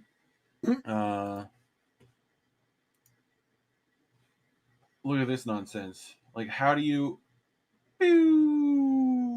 like, on the toe? Like, that's craziness. Humans are crazy. Whoa. But Okay. we got the beginning of a TikTok, right? Okay. We're doing the dance, and And she's okay. She is okay. Her pride is somewhat bruised, but Okay. oh no, like I'm not going to be able to land on that. I'm not going to be able to land on that. Oh shit, no! Like, I just love how like everything's perfect up until right there. Anyway, so frequent subreddit that we have on here is what could go wrong. What could go wrong? And here we go. Oh boy. Okay, he just lost his bike. Do do do. Oh boy. Bike's gone. Plinko. Yep. Nice. I know, right? Bike Plinko. Yep. Other ball dropping games are available. So what could go wrong here, Indy? You're a car man. What do you think a stack of tires like that would mean? That probably leans over pretty quickly when he. Oh! What? Why? Why? I don't know. Why would you stand don't on a know stack why. of tires to begin with? I don't know, but shall we see it again, Colin? Yeah. Oh no! I don't think he intended to land that way. Oh. Honestly, I think he's fine. Like, I think he doesn't really get like he clears. Oh no, He's he doesn't fine. get it. Yeah, but that car was moving. I know. And he lands on his chest. Say it with your chest. Say it with your chest. Say it with your chest. Snoop Dogg has a new song called "Say It With Your Booty," which I'm down for. Look at Puppo. Puppo gonna go down slide. Oh my God, Puppo loves slide. It must be Like, cold though. That's an ice Oh slide, yeah, no? yeah. Oh, my Yeah. balls are freezing. My balls. My balls are freezing. Hey man, Bob Barker took his away. All right, so. But what else? What else I got? Oh, look at this! Look at this kid. Is there any way I can make this bigger? I don't need to. Oh, I see. Yes. What a stiff arm. Oh. And another. The space stiff arm. Oh. Like in zone. Shove him right in the face. Like, dude, he hits like 3 at the beginning. Like, it's crazy. Bro, whose kid is this? It's like stiff arm. Oh, another. Get out of here, dude. Another one. That guy learned from a professional football player. One. And another one, dude. Those stiff arms are crazy. That guy learned from a pro. The pro timing running on back. those stiff arms. Pro running back. Like, that's insane. Full extension. That's insane. That's nutty. Like, that kid's going far. Like, Justin Jackson. Like, shout out this kid. J-Man Prime. That's right. J-Man Prime. That might even be Jelly. Oh, this. Like, yeah. This is young Jelly. Like, Rome, live, punch up. Oh wow. Okay. So Cairo another what with can Boulder. go wrong. Oh, okay. Oh no. I love so there's a particular. I will also find some McDojo Life very soon, which are very good. But this is a McDojo Life edition of what could go wrong. So martial arts always has these weirdos who think they can like fortify their body. Oh, painful. You get all the pain out, bro. Just breathe it out. Oh, you're not breathing that out. Why? Oh. So I would when going to India, I would be very careful. Land boats crashing into other land boats. Oh boy. Oh, that's right. It's just the comical like right angle this takes. We never did set up the media capture for Jimmy. Doing the we'll get that. We'll have that set up. Computer not set up. But anyway, I think that's pretty much it for boats crashing into other boats. I've got a few little like things I can just like throw on, So while we do our outros. So, but anyway, what says you?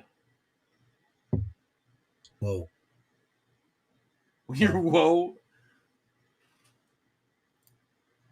Whoa. Whoa. Nice. Ping. Ping. Millions tank. Yeah, these are just called whoa dudes. There's some pretty good ones in here. We used to play like a tank game like that with the Intellivision back before you were Yeah, born. I've played that game though, but these ones are always super good. Nice. Caramel. That's a Twix right there. Yeah, but it is like a metal version and marble and like. Anyway, so where's all your links? Right, they're in the description probably, and Are they? They're not there yet. Yeah. Well, the links to view me. Yeah. Are and we then done? Indie News Network. I Are you think so. done? Yeah, pretty Oh, much. all right. Well then, hold Yeah, on. I'm Let me switch off to this. IndieNewsNetwork.substack.com, IndieNews.network, Leftist.today. And today I had in the early edition, the early General Strike Summit video, the evening edition. The later one was in tonight's edition. Sabby Sab did a late night stream last night again. This is just today's early edition. Hey, who's that guy? That was from last week where we talked about yes, the West sir. Virginia strikers, and then Orf video and a Danny Haifong video. Shout out to Danny for being on the summit today. This talked about UAW executive charged with stealing dues money, and the elites are also partially to blame for inflation. Yeah, go figure. All right, Caitlin Johnstone. We didn't do a Caitlin's Corner this week. Still, shout out, love Caitlin. Glad that she's back from her hiatus, and hopefully she's dealing with the bed bug issue in the house. Again, here's the Howard cafeteria workers denounce university efforts to scapegoat students for layoffs. So, World Socialist website still on this today. All right, this was posted this morning. Staggering pattern of political interference in Trump's COVID-19 response. This is just today. And oh yeah, there's Lucy from Blue Moon Red Wine. We did an article on the Substack. Get to know member Lucy.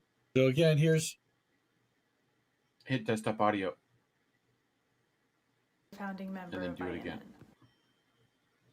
And 2. Hello, my name is Desktop audio Lucy from 2 Blue as Moon well. Red Wine, and I'm very happy to. bye-bye. Yep. Hello, my name is Lucy from Blue Moon Red Wine, and I'm very happy to be a founding member of INN. So cool. Yay. And here's all her channels. She just set up an Odyssey. She's still trying to figure that out. She's trying to get people to invest in community land trusts. So she's looking to get people who are interested in that to sign up for the Dollar Housing Initiative and support her on Patreon. Excited, so grateful to have her have part of the network and be collaborating and working with her. I love her show, Blue Moon Red Wine. Give it a follow on Twitch, on YouTube, on Odyssey, and she'll also be publishing some stuff, hopefully, to the Substack at some point. And when she goes live, if she wants, she'll be sharing that here as well. So I think we're good. Again, all the links. If you go to any of the Substacks, usually, actually, I didn't do it this morning because I'm still working on the new setup. But last night's Substack, for example, we go to last night's. Down at the bottom, you have all the links. Linktree, IndependentLeft.media. Okay, IndieLeft.news, Leftist.today, Independent Left GG, our Discord, IndependentLeft.gg. Okay, Twitter, Facebook group, Instagram, YouTube, Odyssey, Vimeo, every platform you can possibly think of, including Telegram, Rumble, podcast platforms. And if you want to hook us up with a coffee, because I'm still drinking mine now. We should probably try to like annotate this thing right here below me, right? Yes. Like so, it's like got your link tree, like right. You just click here where all the links are. Yeah. Like that. Click on that, but right now it doesn't do that because that's still a video. So don't do that right now because it'll just pause the video on you. But we're gonna say goodnight for tonight. We'll see you in 2 weeks. I'm gonna be traveling next week for the holidays for Thanksgiving, so gonna be with family. So we'll not be around to do a show next week. We'll be back the week after Thanksgiving. And everybody have a happy holiday. General strike. Watch INN. Subscribe to all our channels. Thank you, Ree, for everything and for making this actually a show that could happen tonight. And for everything else you do. So cool. Yeah. Peace, love. He likes to say love. bowl. Soul. No, bowl. Bowl.